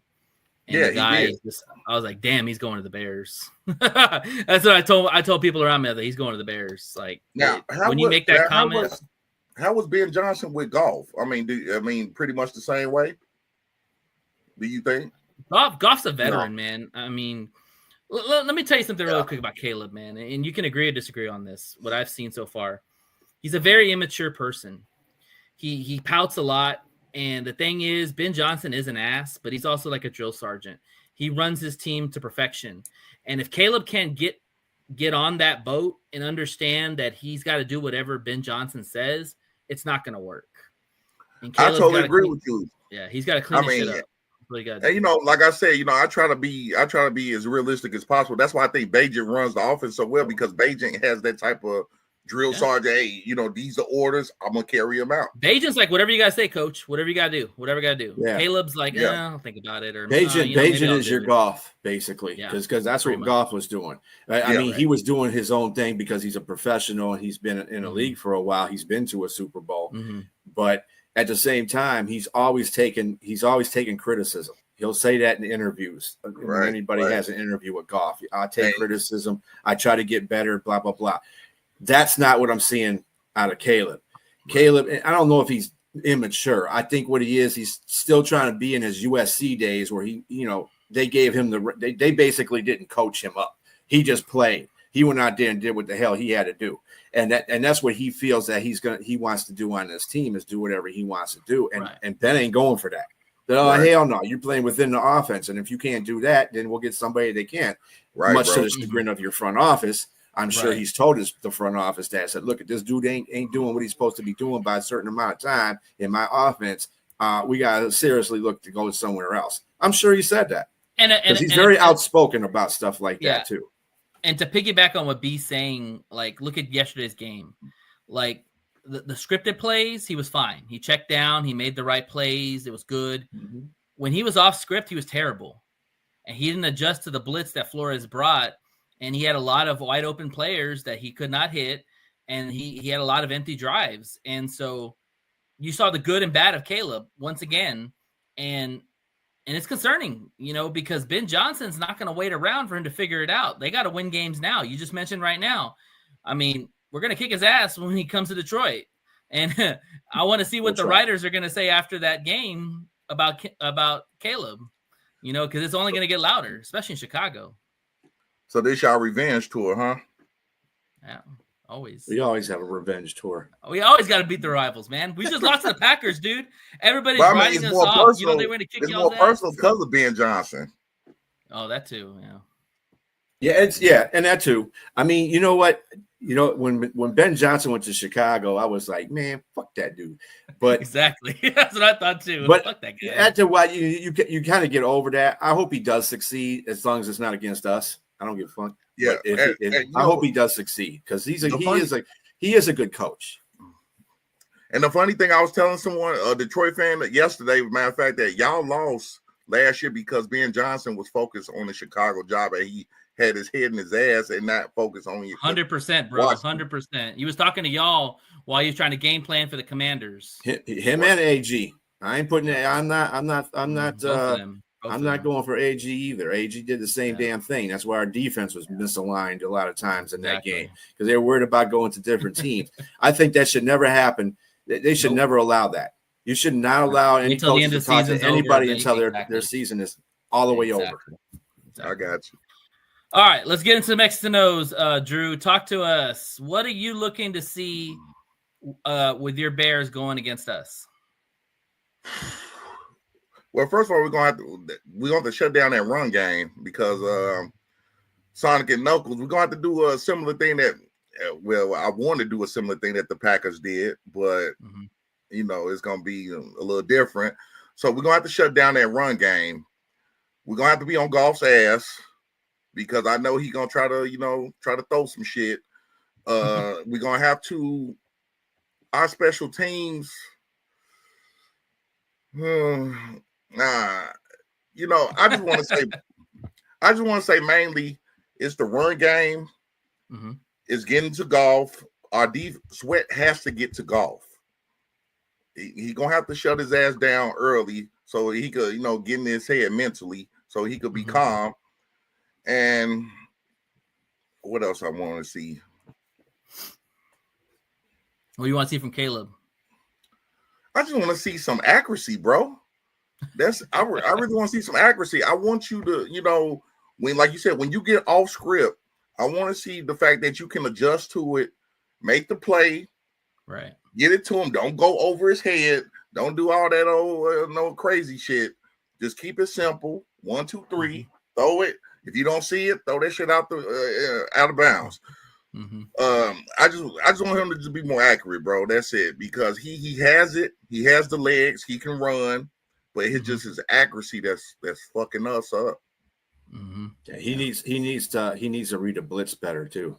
Yeah, because as soon as Flores turned that blitz on, dude, that guy, he was so discombobulated that sometimes I was like, he don't know where the hell he's going. He took away those checkdowns. That's what he was eating at earlier. He's eating on those checkdowns, and the Flores like, fuck that, man, we're coming. And if you think about it, that was very good play calling by Flores, because I think what Flores was doing that whole game, and that's why Chicago was moving the ball up and down on Minnesota in the first half, is because he was waiting for those script plays to be done. Yep. And he said, you know what? I'm going to start throwing blitzes at him. And in the second half, what did he start doing? Throwing blitzes at him. And that's what screwed Caleb away. Yeah. Yeah, he couldn't check down out of a lot of things. He's got to read those blitz a lot, but I'm sure Ben's getting in his ass about that too. Dude, as we speak. You're a second-year quarterback, dude. You're supposed to be reading these blitzes. He's got to do better pre-snap too. And he's got to stop holding on to the ball. That's another thing. Dude. Half your sacks came off and you stopped holding on to the ball. That intentional grounding was so bad, bro. So bad. And they came at the worst time too. See, y'all picked the right time to get me out here to expose. Huh? I mean, talk to me. This is the thing about Chicago. And I'm going to tell you something. I tell everybody this that's in the NFC North or people. I hate Chicago. I just don't like Chicago. I don't like any teams in Chicago. I just hate Chicago. That's just me. But at the same time, I'm fair to everybody in this division. And when I said that Chicago could be one of those teams that all four of us could go to the playoffs in this division, that'd be crazy. and Chicago being one of those. Yeah. Now, I'm not saying that you guys may win the division, because that's going to be hard just within the three other teams you got in this division. But I can see you guys getting like a 9-8, 10-7 or something like that and getting in the playoffs. I can see it. You got you have the pieces in place. It's just when everything gels, when Caleb plays well, that's the running game's got to be a little bit better. But other than that, you guys got it. Yeah, you can get in the playoffs. Drew, on B's point, go ahead. Oh no, I was going to ask you about Swift because B brought up the running game. What do you feel about Swift? How do you feel? Because it seemed like it was hard to get him some yards, and we know Swift. That's kind of been the bread and butter with him, even with Detroit. He's not a guy that's going to get a lot of big gashes and big runs. I didn't see a lot of Roshan. I didn't see any Magai or whatever the guy's name is. Managai. Yeah. I didn't see any of those dudes really out there. Were you surprised that Swift got so much of the carries? He had to because Roshan is still injured. Okay, Roshan Johnson's still injured. So I mean that's what we was missing. We was missing that physical, type of fullback body that to run over that, like Montgomery. That's what we needed. Yeah. But I mean, all we had. Swift. I just think he just got to get those little preseason clinks off him. I'm not worried about Swift, honestly, man. Swift gonna be Swift. Y'all know Swift. He was so you know what he's capable of. It's just the fact he got to just get out of his own way and just try to, figure it out. But I'm not worried about Swift, honestly, for the long haul. I think he's going to be solid. Talk to me about your secondary, man. Is Wright out for the year? What happened with Wright? And you think Jalen Johnson's going to play this week? And Gordon? They still kind of iffy. I think they won't be back to week 3. Okay. So I'm assuming they won't. But I think Jalen is trying to make because just for this game, I think Ben is trying to get everybody ready. So Ben wants the whole crew ready for y'all. Oh, facts. Exactly. So I think now I think they're going to play. I think they're going to play just off the fact it's you. Now, if it was go ahead. Oh, I said, what about Wright? He went out the game. Is he okay? What's the situation on him? No, Wright is okay. But I'm worried more about Moore because Moore he played. He came back. Yeah, he did come back. Yeah, he did, but he's still banged up. No. He's still banged up. You know, why are you running at running back, dog? You got him at running back. Like, come on, man. No. That's Ben Johnson's way. That's his offense. Yeah. He did that with Amon St. Brown too for him. He's not going to run. Yeah. He's not going to run DJ Moore every time. That's not the point. Like they were talking about that too, and I but when you're banged up, you don't want to be taking extra hits. Yeah, you want to be taking extra hits. He wasn't banged up at the time when he was running. Now, I don't think they're going to put him in too many running positions. Hopefully not for a while. But as far as Wright. But as far as Wright, though, I mean, that's kind of a up in the air type of thing. I think once we find out the report, it'll be more of a, give you a better answer. Yeah, he didn't come back in the game. That's what I was asking, and he had a massive limp when he was. I thought he pulled something or tore something because it was a non-contact injury. Yeah, and you always worry about those situations. B, talk to me about what the Lions got to do to get the victory, man. They got that offensive line's got to be stronger. I mean, that's all it really comes down to. The offense, the defense plays how the offense plays. So if the defense is continually defending stuff because the offense can't move the ball, then that's going to be a problem. The offensive line needs to do a lot better. I mean, there was periods of a time in the Packers game, as bad as that Packers game was to the Lions, they were moving up and down the field. They made mistakes. 9-10 play drives, that wears your offense out a little bit, gives your defense a little bit more life, which I think helped them in the second half. But at the same time, you can't go 1 for 4 in the red zone either. No, so can't do that. Goff had to make. Well, I don't think he made a bad decision. I just think that Micah was part of that decision when he threw that interception. You can't. And the thing about the Lions' offense, that's a worse place, especially for a quarterback like Goff, to have a weak offensive line because they come up the middle. And this is every quarterback in general, but one that's not athletic like Goff, that's a sloth back there basically. And he's a pocket passer. I'm pure pocket passer. You get in his face, he's going to get flustered.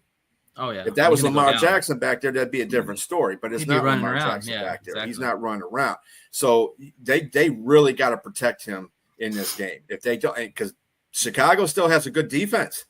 I mean, they don't have a Micah Parsons on their defense, but if you're concentrating on that middle of that line and you're sending in blitzes through there, dude.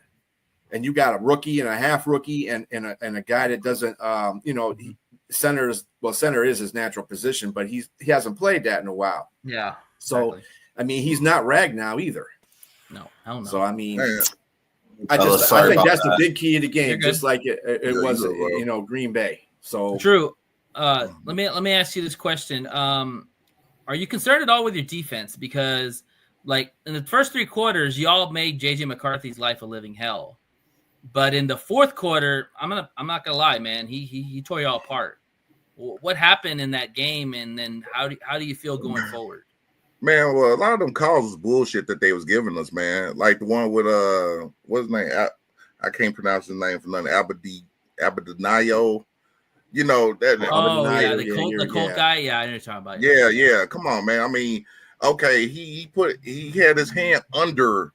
They said it was a choke or something, but I mean, I just thought it was bullshit. But a lot of times, though, sometimes the calls affect things, bro. Like, I mean, people don't understand.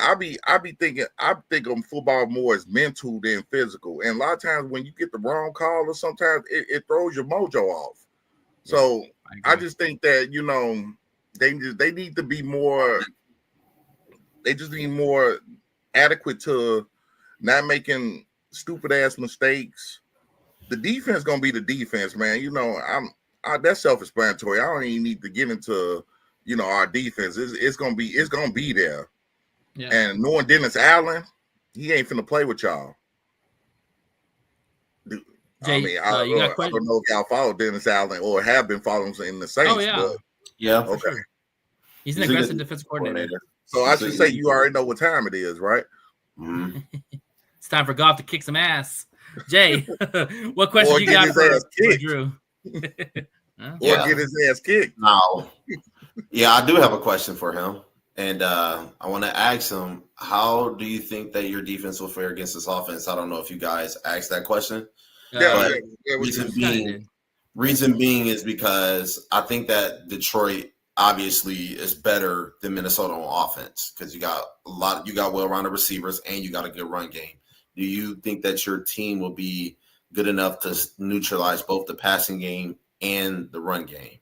I mean, my main concern is the second half. I think we could do it with going into the first half, but I think the second half is going to be the true test because, after you get established, seeing what somebody going to, see what people throw out, you kind of could guess, what is coming. Mm-hmm. Okay. Is that no, Jay, is that yours? Somebody's mic's. Somebody might. Yeah, somebody's mic. Let me see. Oh, it's okay. Okay. So, but I do have. Y'all got Sonic and Knuckles, bro. That's one of the.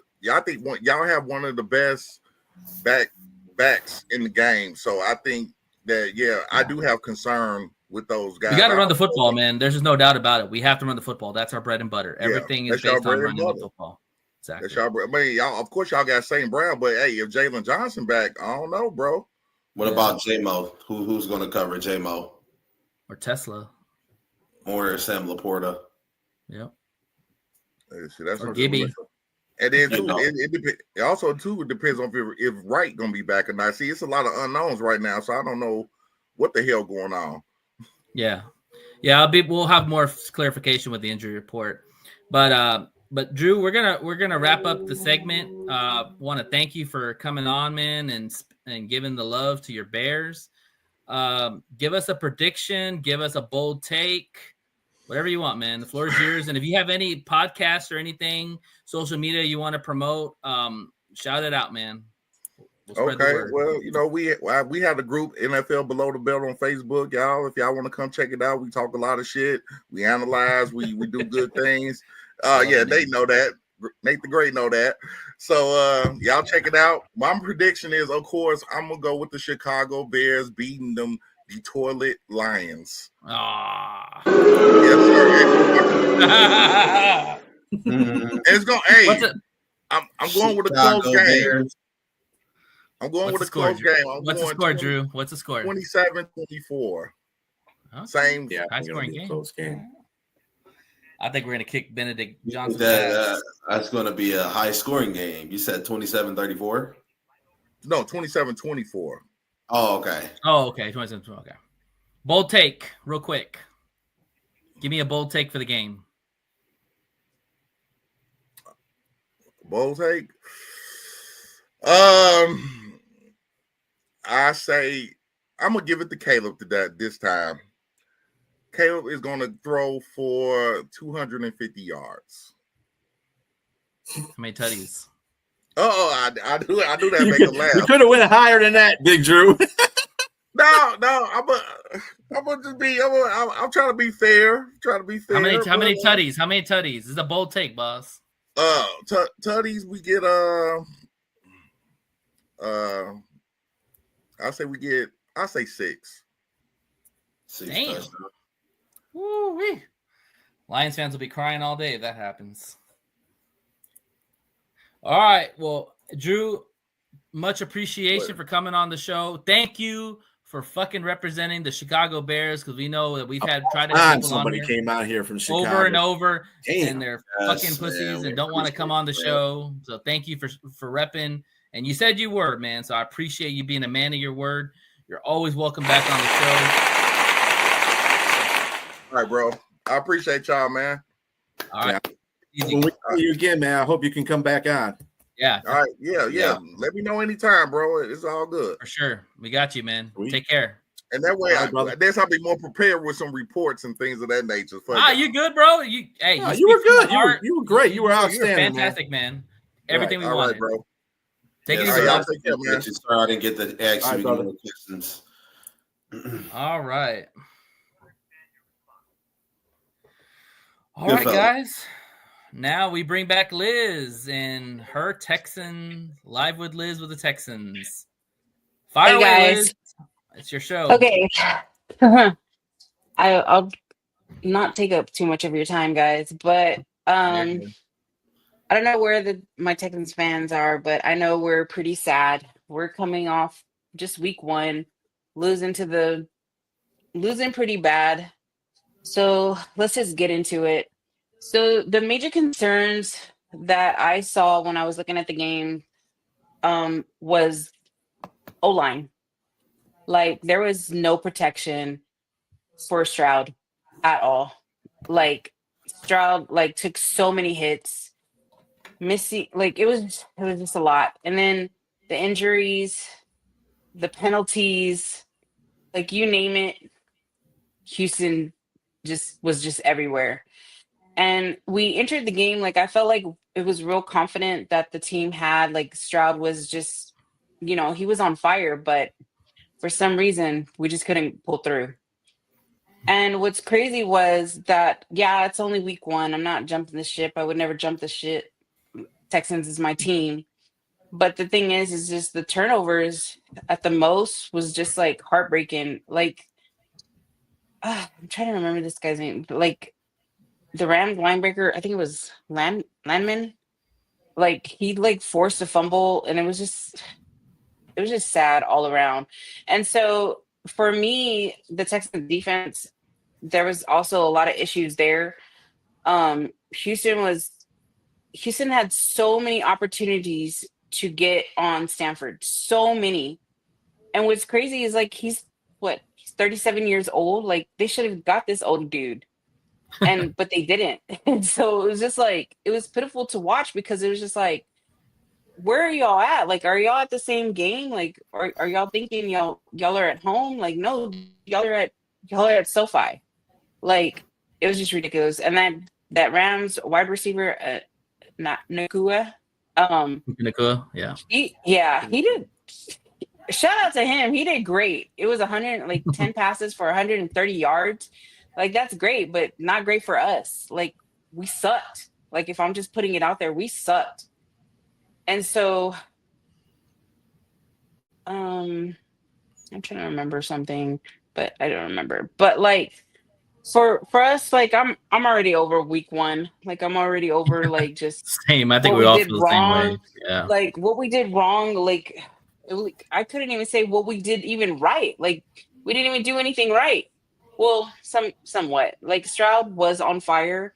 He did do what he had to do, but he got scared at certain moments. He got scared on the field of what I was seeing.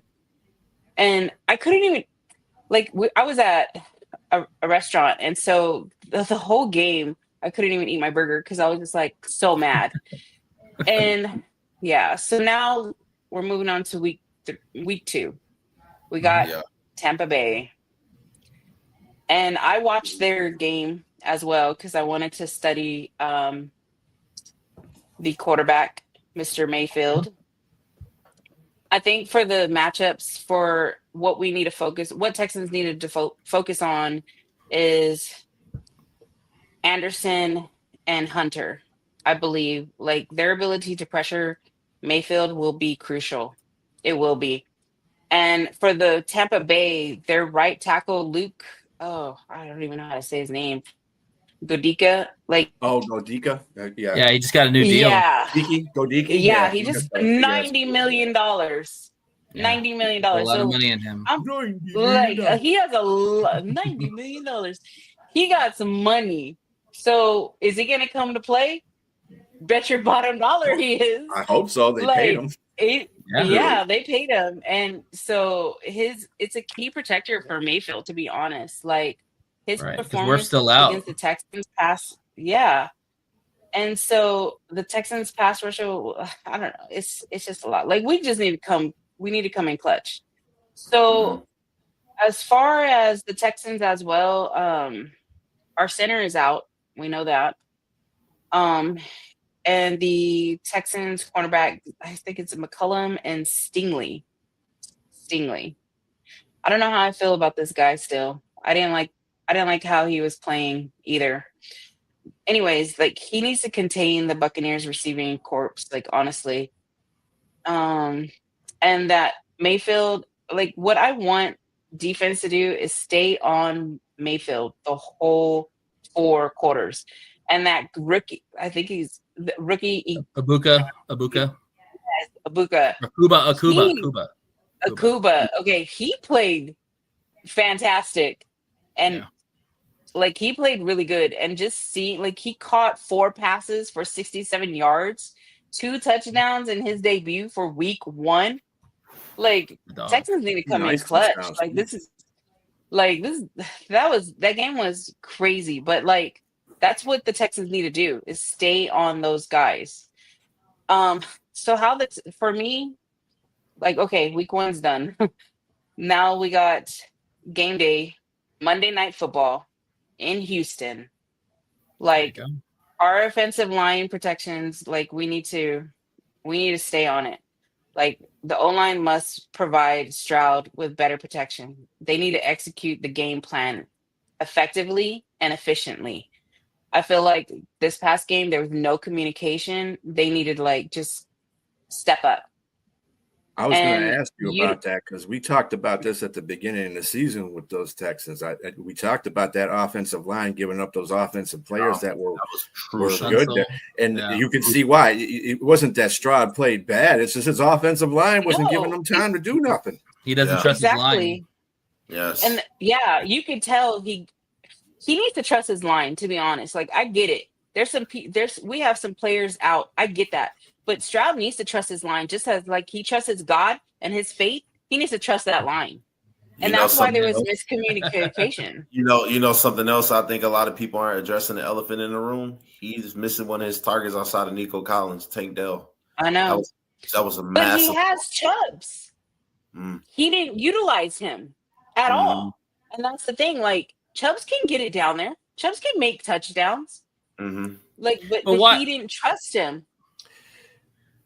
You probably had the same issue that the Lions had, though, with the offensive line. And like I said, the majority of your offensive line is the middle, too, that got traded out or, they sent out of there. So a lot of that pressure was coming up in the middle. And, of course, if the pressure's coming up the middle, you're not going to be able to run the ball. Exactly. So Chubbs and just coming back, I mean, if Mixon was there, it might have been a little bit better for you guys.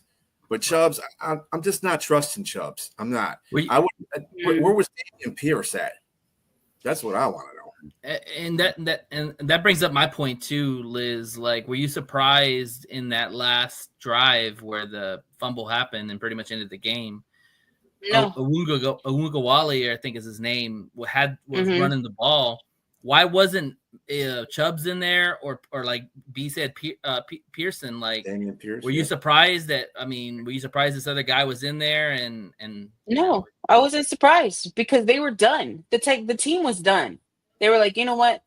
Week 1, we don't care. Let's just get out of here. Let's get out of California right now, because that's what the issue is. They just let it go, just like all those like they were just letting everything go. First, second, third, and fourth quarter. Like, because they were just mad. They were just upset. But that's not how you win ball games. You guys need to just come back together. Like, I get it. We're missing a lot of great players, but those other players can be great if they just run the dang ball and protect. That's why you pay. That's why you pay them that money. They need more time to gel. Yeah. I think that it was a big mistake on the GM's part not to pay Laramie Tunsil. It is. I know he getting up there in age and everything, but that guy, he's like once in a lifetime kind of tackle. They just traded him. It wasn't. I don't think it was even about a contract issue. They No just matter. traded him. They just traded him.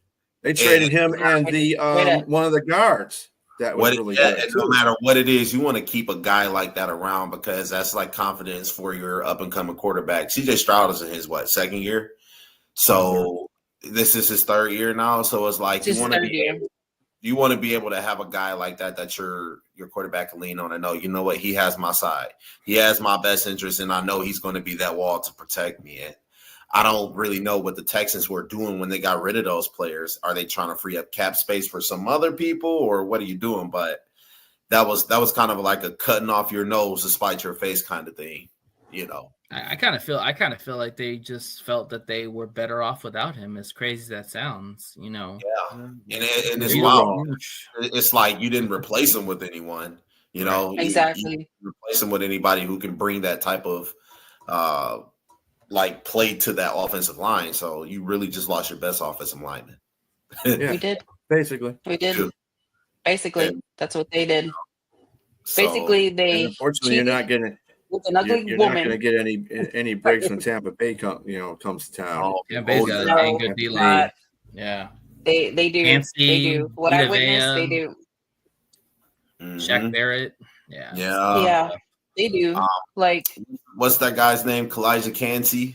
Yeah, Cansey, Vita Vea, Shaq Barrett. Yeah, those are monsters, dude. You know, and both you got- blitzed. And this game, I'm going to tell you too. Another thing is, if Tristan Wirth comes back, I think he's coming back this game. Pretty sure he is. I think he missed the first game because he was, but the second game he should be back.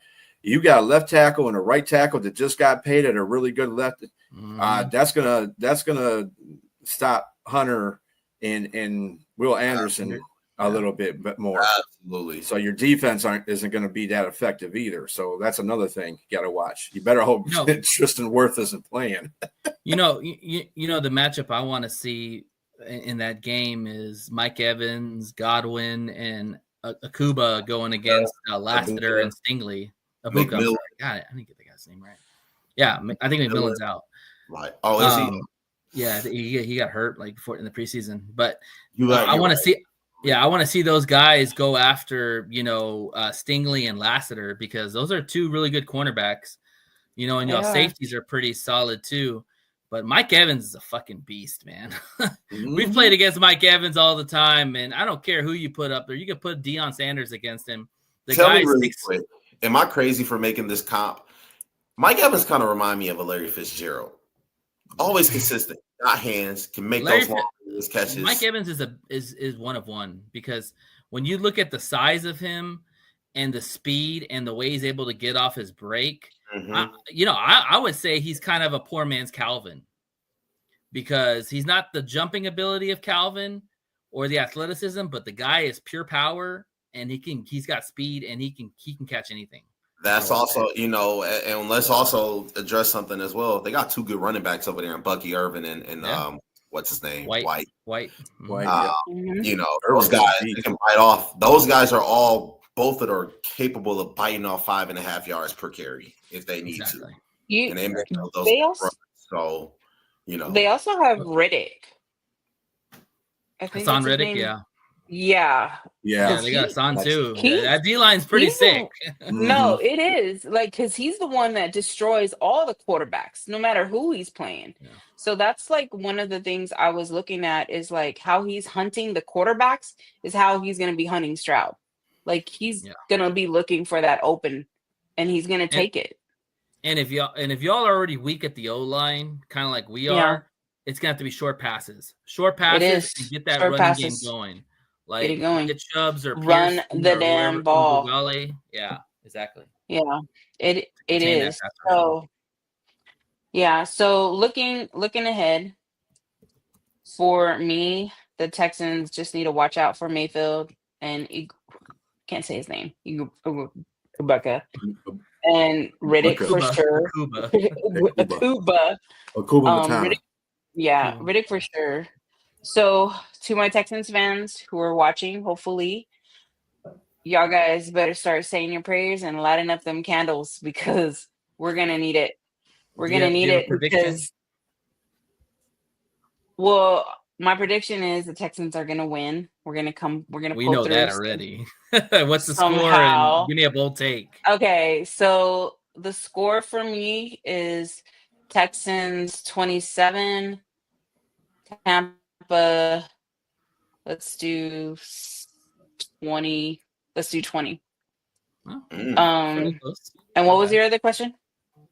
Bold prediction. Just give me whatever. I feel like Stroud's going to be running a lot, and he's going to be making touchdowns. That's just Running. my prediction. Okay. Yeah, like running to get a touchdown. He's gonna be he's yeah. gonna be doing this while he's running. Yeah. I mean, he needs to pull through because these field goals ain't gonna win games. Like these. How many field goals, touchdowns, Liz? How many touchdowns Stroud gonna have? I want to say 4. 4. All right. 4 or 5. Yeah. Dang. Okay, going Big Drew. I mean, Yeah, right. Yeah. He gets 4 touchdowns. Okay. Jeez. Wow. Yeah. I mean, that's what I'm going with. Party. I'm gonna say this about Stroud, and I said this last year, and I got a lot of crap for it. Like, he's regressed a little bit. Okay, I know he's lost some of his weapons, but people were putting this guy as one of the best quarterbacks, the next up and coming quarterbacks out there, and he's regressed a little bit. And it doesn't help that he got rid of his O-line, his tackle, and all that, and receivers. But the fact is, I need to see more from Stroud, just confidence in himself. You know, No, for sure. He had a quote earlier, and I sent it to Liz, that basically he said that he felt that they came out lackadaisical and that they came out just going through the motions. This is your quarterback talking. Your quarterback is saying that literally they didn't give a shit, and they showed up. They didn't. And they just wanted to leave. Like that was a pretty damning statement right there. Yeah, but that should have been on him as well because he's the quarterback. Exactly. It should have been on him and Ryan's coach and quarterback. So for him to even say, like, I know you had sent me that statement, and I did read the Houston Chronicle, but he shouldn't have even said that because then that's making him look bad. I agree. And he already looked bad the whole game. Like, that's something you keep in the locker room. Yeah, you don't. If people, like you don't put it in your interview. Like if you're standing out to be man of God for sure. You're standing out to be great leadership, great communication. But where was that in week 1? Where was that at this game? It was nowhere to be found. So he should have just, to be honest, he should have just shut it.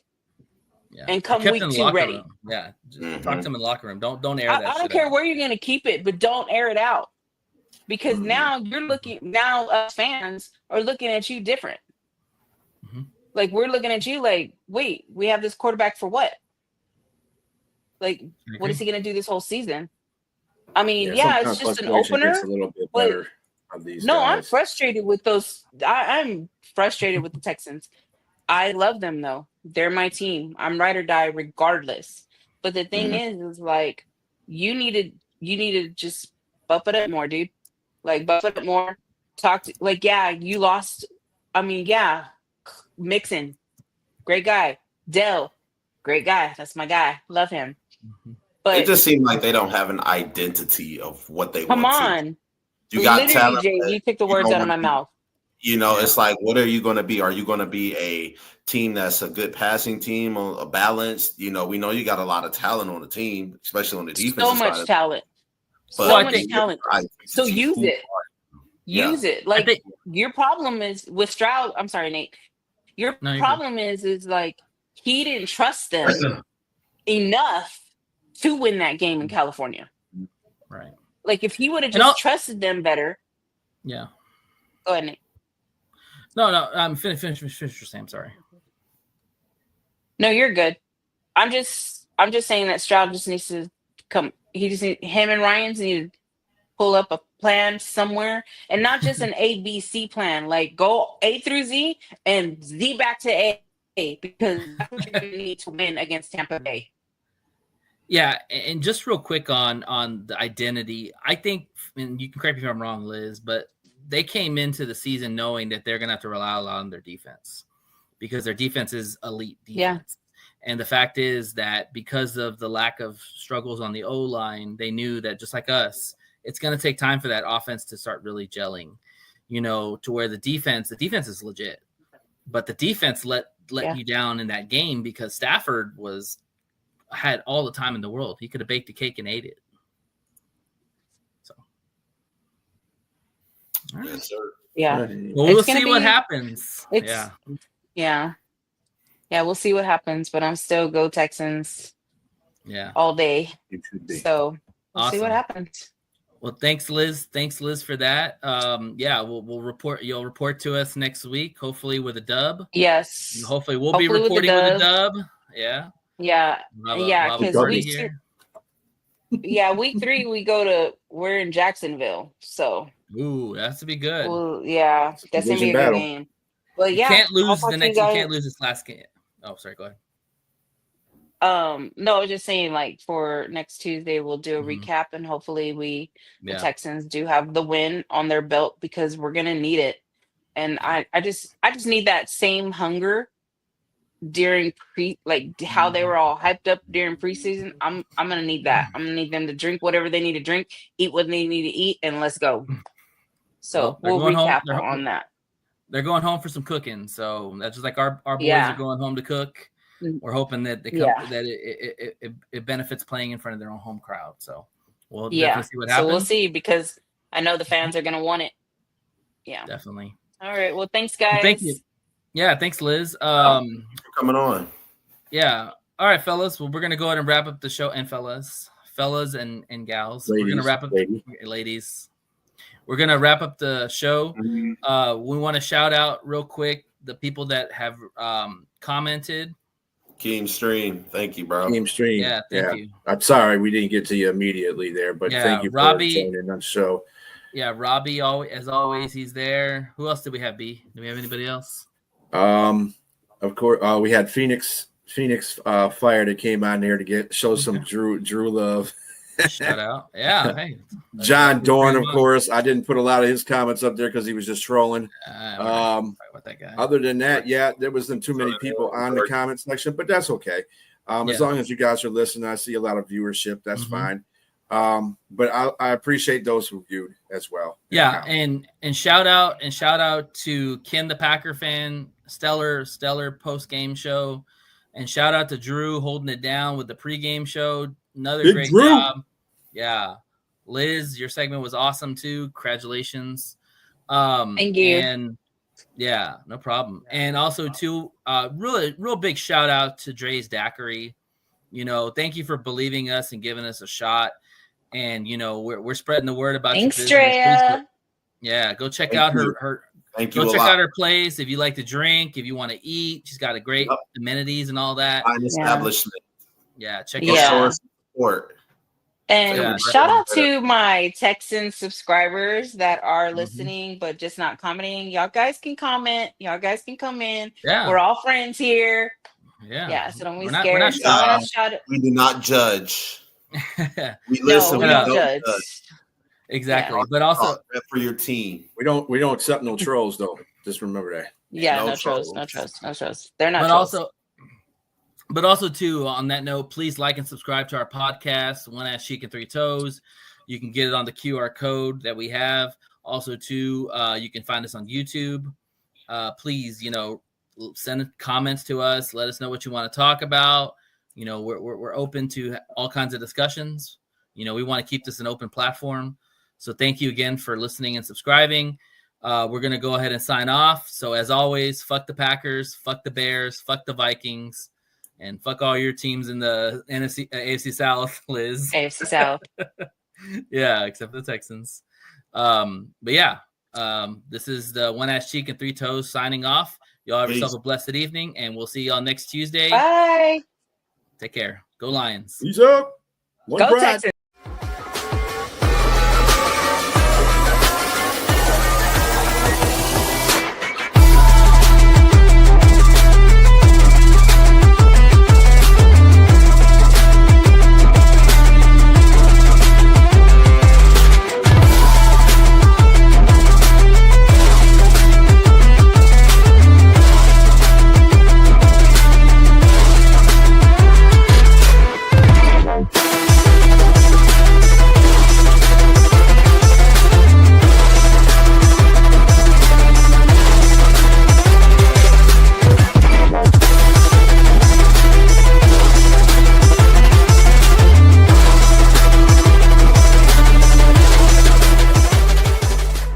Remember, Dre's Daiquiri Shop at Cotton Gin, 441 Railroad Street in Maxwell, Texas, 78656. Daiquiris, food, football, and fun.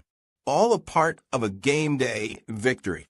If you subscribe to One Ass Cheek, Three Toes on YouTube, you'll receive 5% off your total purchase or a free shot. Proof of subscription required.